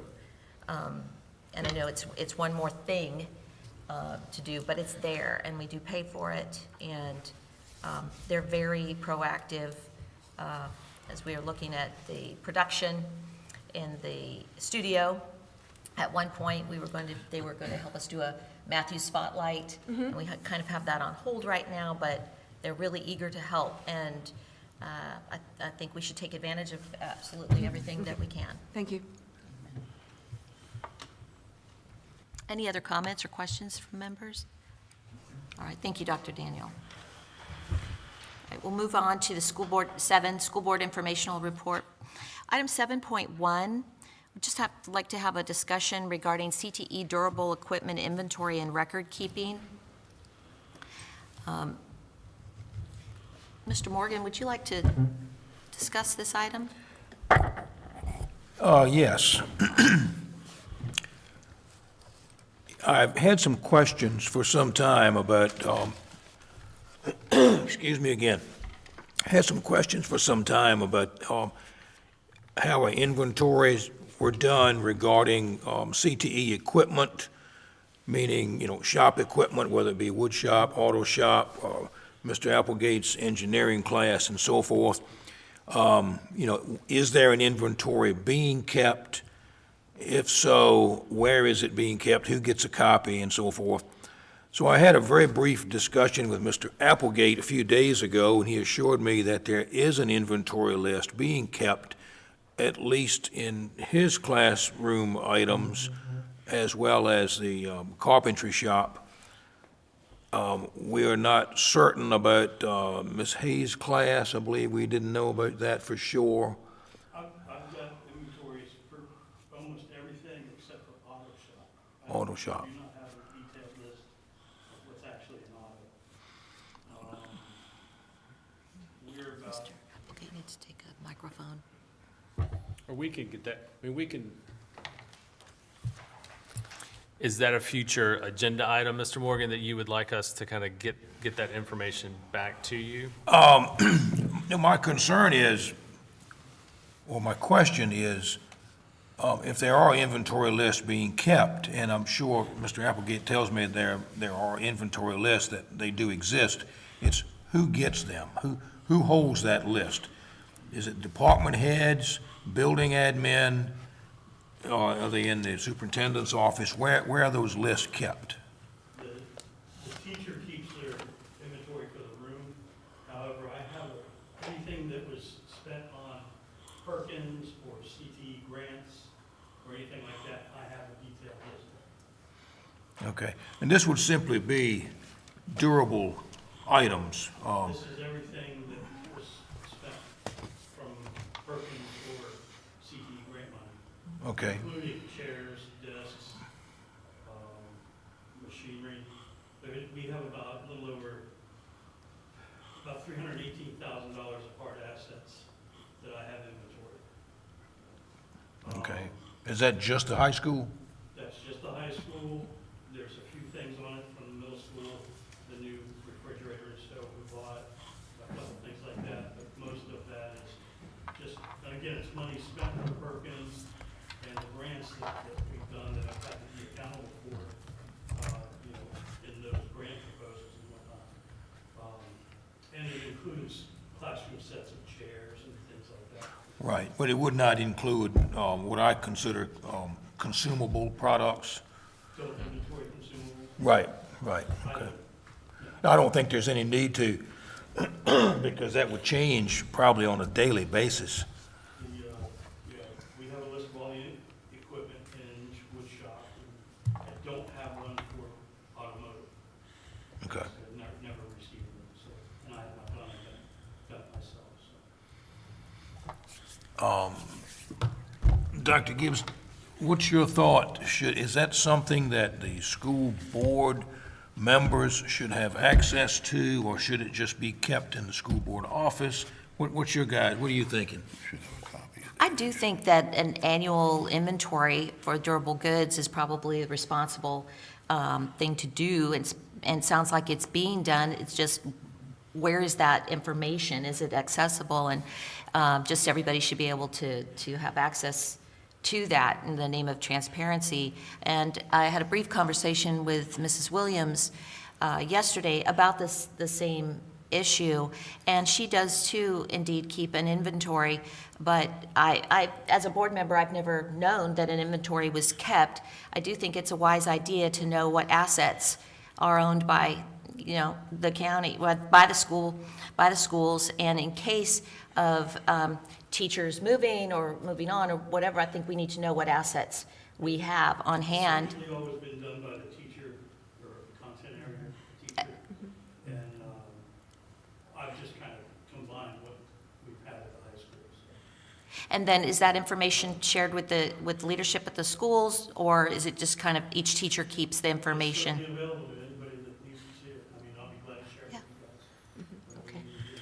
Yeah, as I say this, I think it's not possible with our system, but it seems to me a shared file would be a good place to keep it, so it's one document, and people can access it, but only one person or two people can make changes to it. It needs to be a PDF or something like that. So again, in case something happened, God forbid, to any of the teachers, we know that we can put our fingers on it. But I'm impressed that you have got such a thorough inventory, and I appreciate that. But if there was a way to have a shared file, I think that would be the way to go. It's easy enough to create a folder, a shared folder within our Google Drive setup to where there's a division-owned folder that CTE teachers would have access to and administrators to have access to view or edit it. I mean, it's pretty easy to set up. And I may be incorrect, but I believe as part of the, when you allocate Perkins money to buying CTE equipment, you have to maintain an inventory of that equipment as part of the guidelines that come along with Perkins funds and things along those lines. I don't remember how long if it's 5 years or whatever the length of time is, but it's part of the agreement with Perkins using Perkins money. But I'm not sure everybody here knows what, when we talk about Perkins Oh, okay. money, what that means for the. So Carl Perkins is a federal grant program. It's flow-through money that goes through the state, then directly to CTE, career and technical education programs. The funding is based on enrollment in CTE programs, but also part of that calculation has to do with at-risk students, so students who receive free and reduced lunch. And so I think we get about $16,000, $18,000 annually in Perkins funds.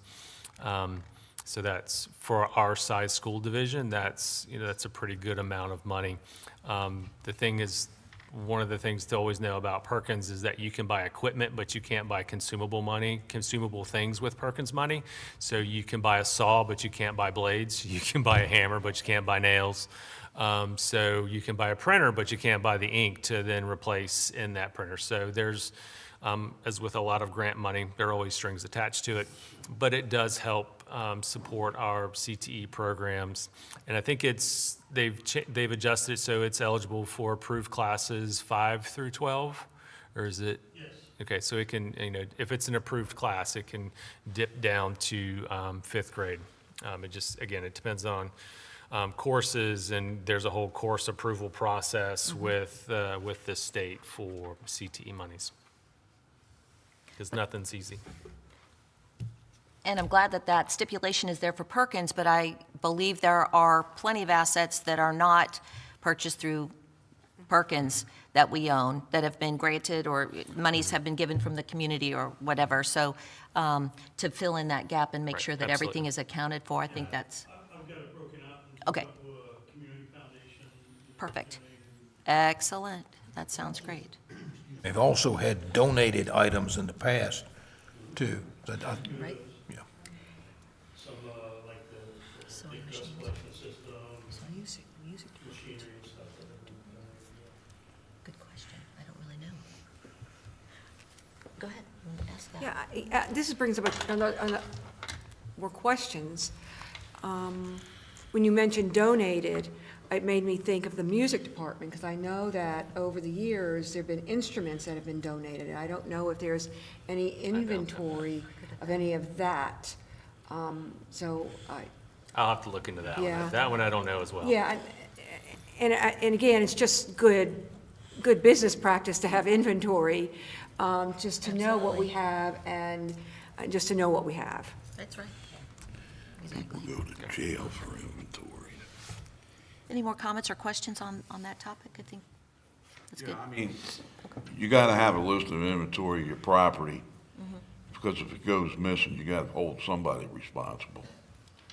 And I think the administration should hold a copy of it, have it on file at the school board office. I would, because you're responsible for it. And I think with the shared file approach, we I think the shared manage file that. is going to be the easiest way to manage that, instead of sending paper via Pony and putting it in a 3-ring binder. If we're trying to move to a learning management system and a digital platform, I think we need to move to a digital platform. Just Agreed. kind of, Thank you. Soapbox. Good points. Item 7.2, the school board conferences and webinars. Members, if you would just take a look at that, check due dates again on required courses, required trainings, and then all the offerings that are mentioned there. course, there are offerings beyond what are mentioned here through other avenues. Item 7.3, board and committee reports by school board members and superintendents. So we have Board of Supervisors. We're coming back to trying to fill in our schedule for attending Board of Supervisors meetings. If we could all take a look at that and see if we can make any headway on July through December. We have through June is covered.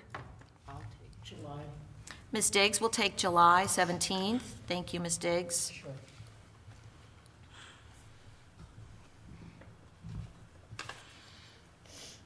I'll do August.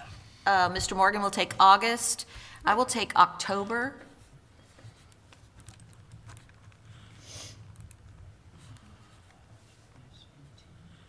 I'll take December. Mr. Dobson will take December. So I think we're just missing, are we missing September and November? September, I'll take September. Mrs. 18th. Hodges will take September. And we'll leave November for a later meeting. All right, great. Moving on to item 7.4.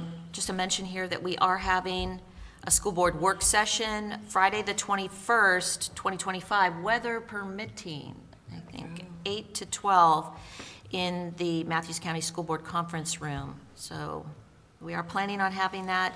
The discussion is consolidation of the school division.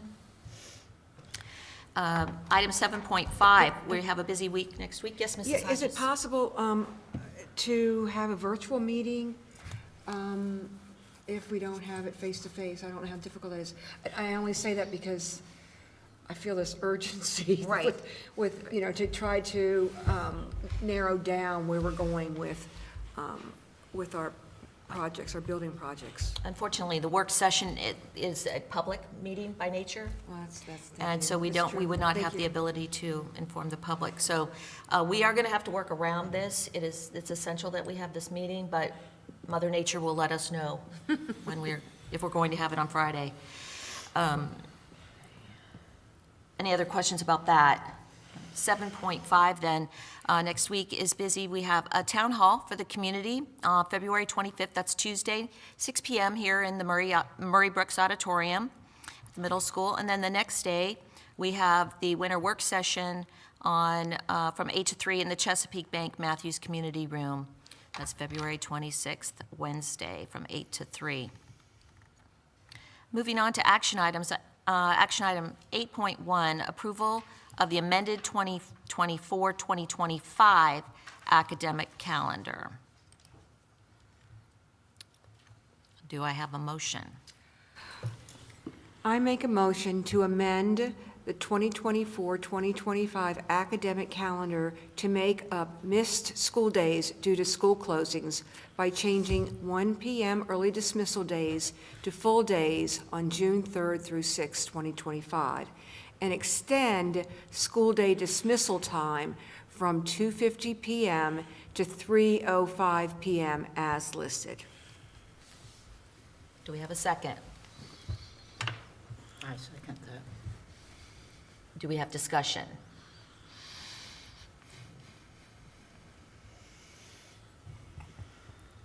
There being no discussion, all those in favor say aye. Aye. Opposed? Nay. Motion passes 4-1. Item 8.2, adoption of Matthews County Public Schools 2025-2026 academic calendar. May I have a motion? Yes, I'll make a motion that we adopt the 2025-2026 public school calendar as it is written. Thank you, Mr. Morgan. Do we have a second? Second. Any discussion? I just have a question. Yes.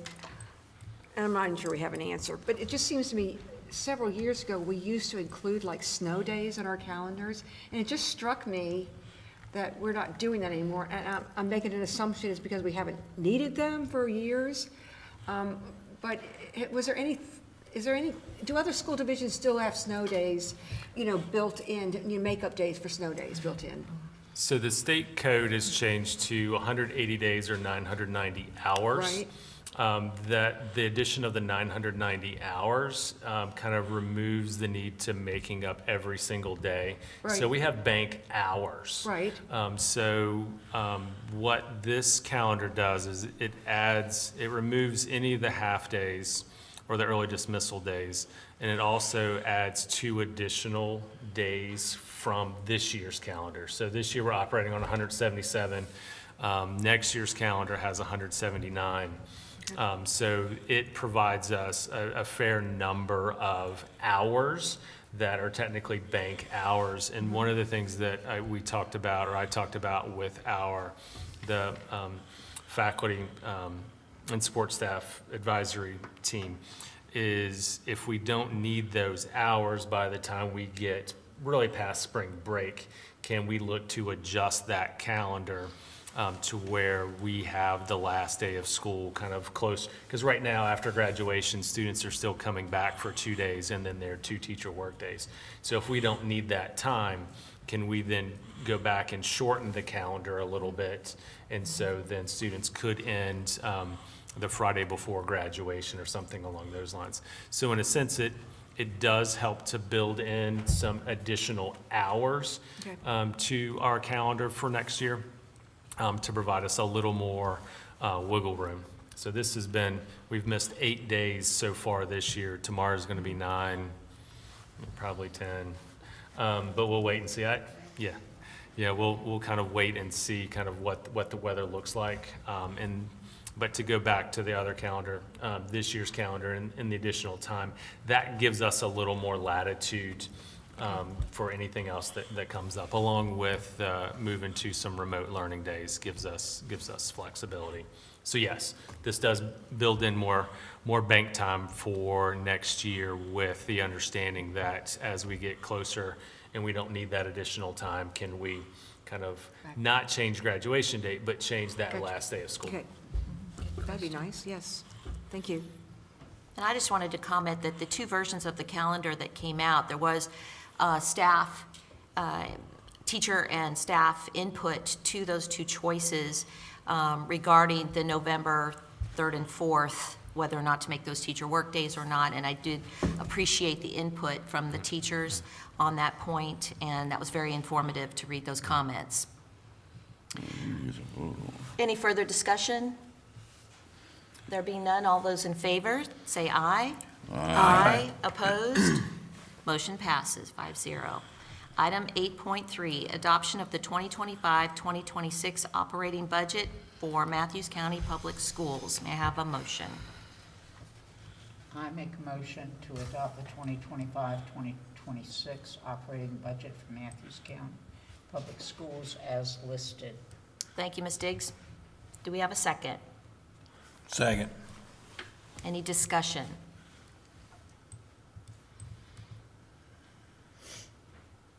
I mean, we've discussed We this have. quite a bit. We have. Already, so. Just want to give everyone, So, just so Final people don't chance. think that we have not We have taken discussed this it and seriously and yes. thoroughly. yes.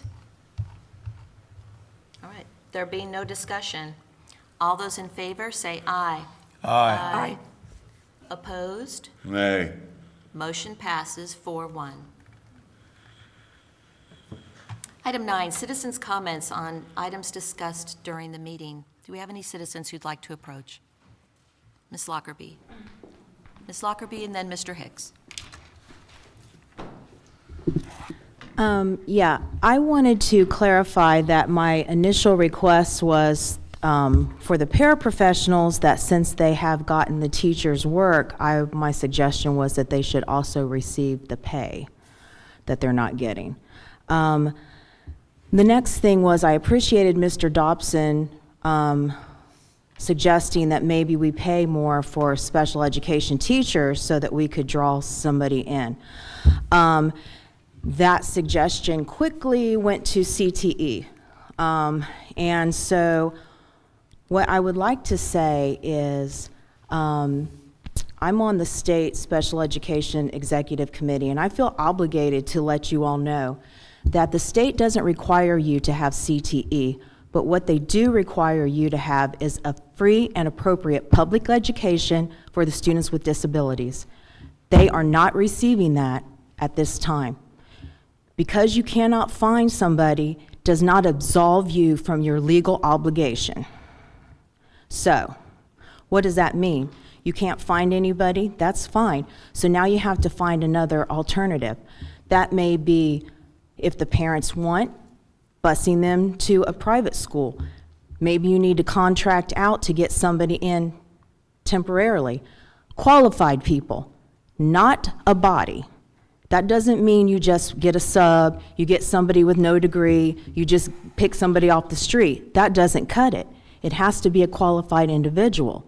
So while I sympathize with the situation, still, there is a law that needs to be followed. Thank you. Thank you, Ms. Lockerbie.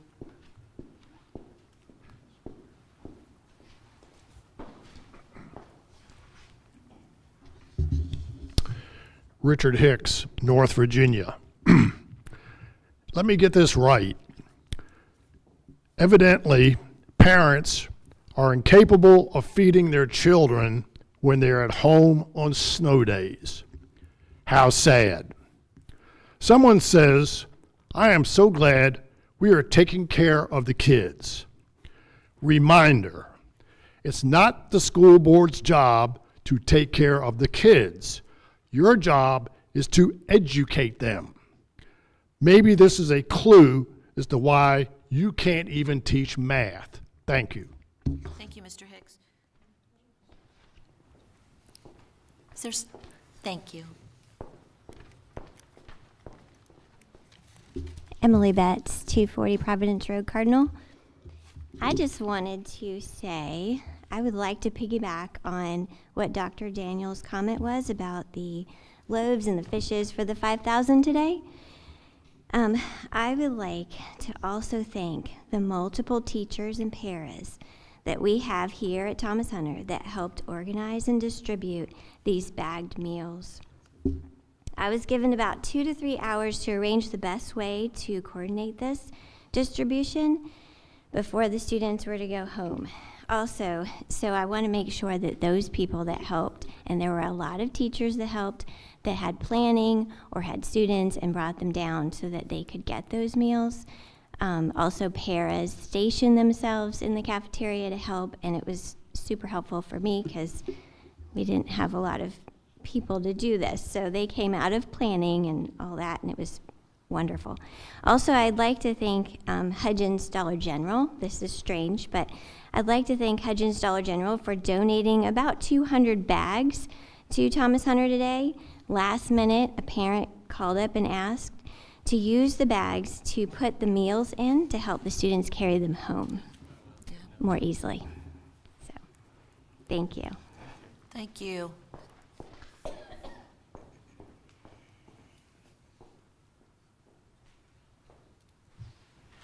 Is there anyone else who'd like to approach?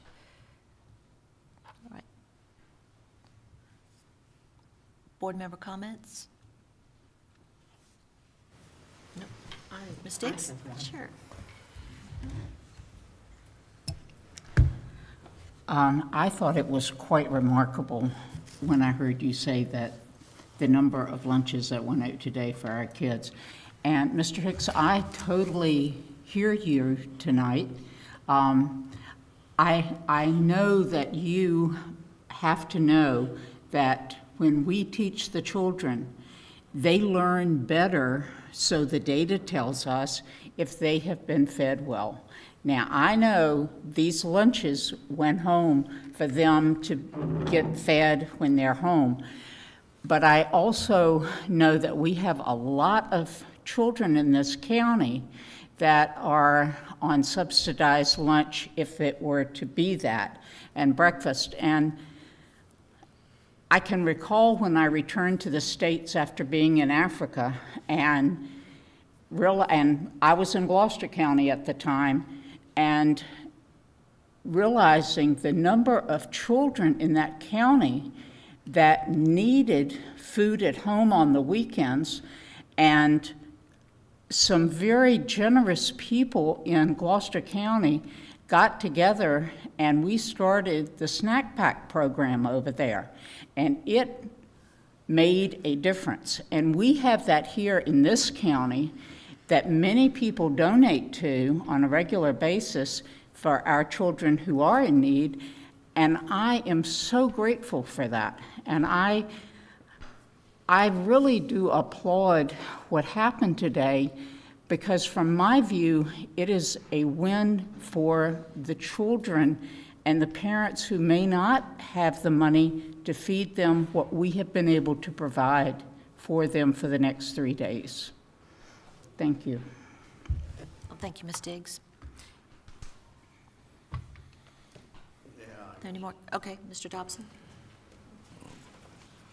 To get back to the special ed teachers, you just can't bring anybody in, you know that, and the person has to be qualified, or they can't teach.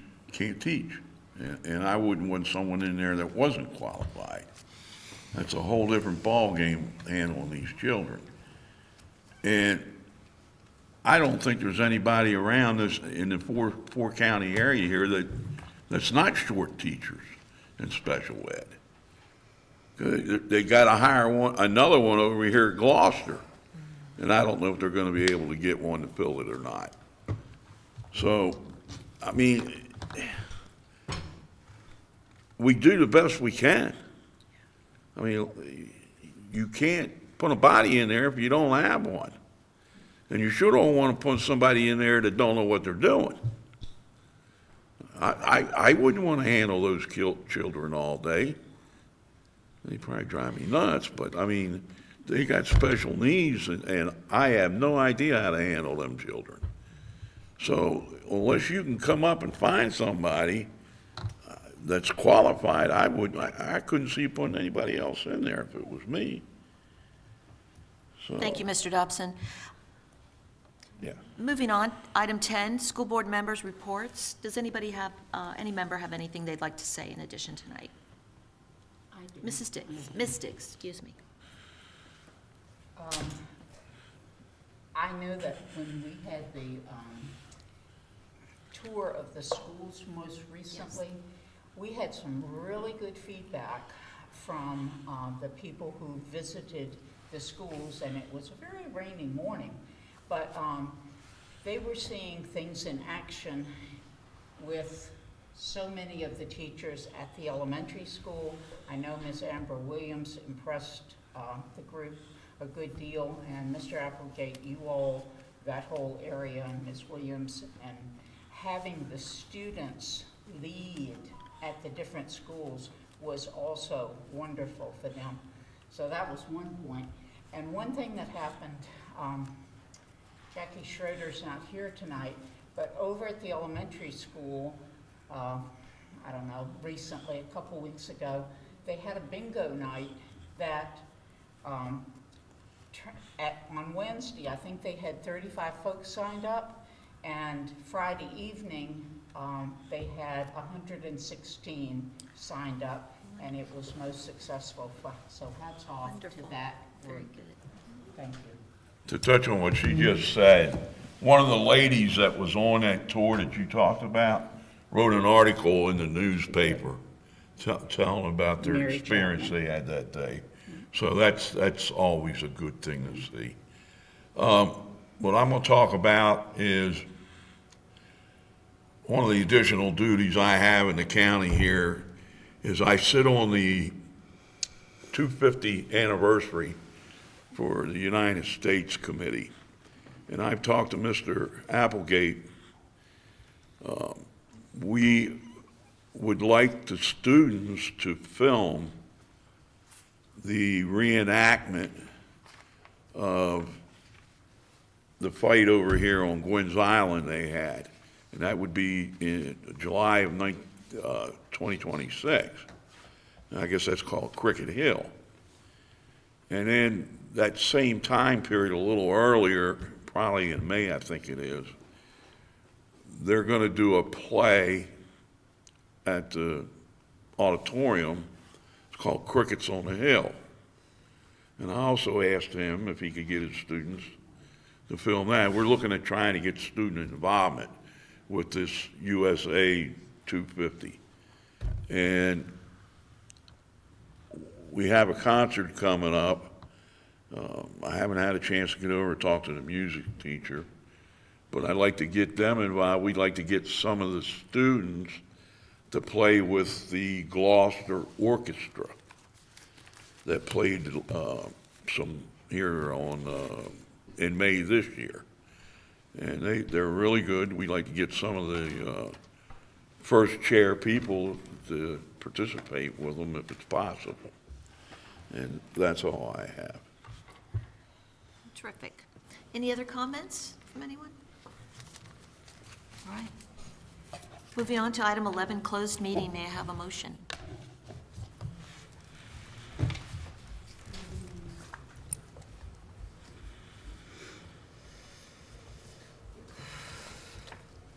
May I have a motion?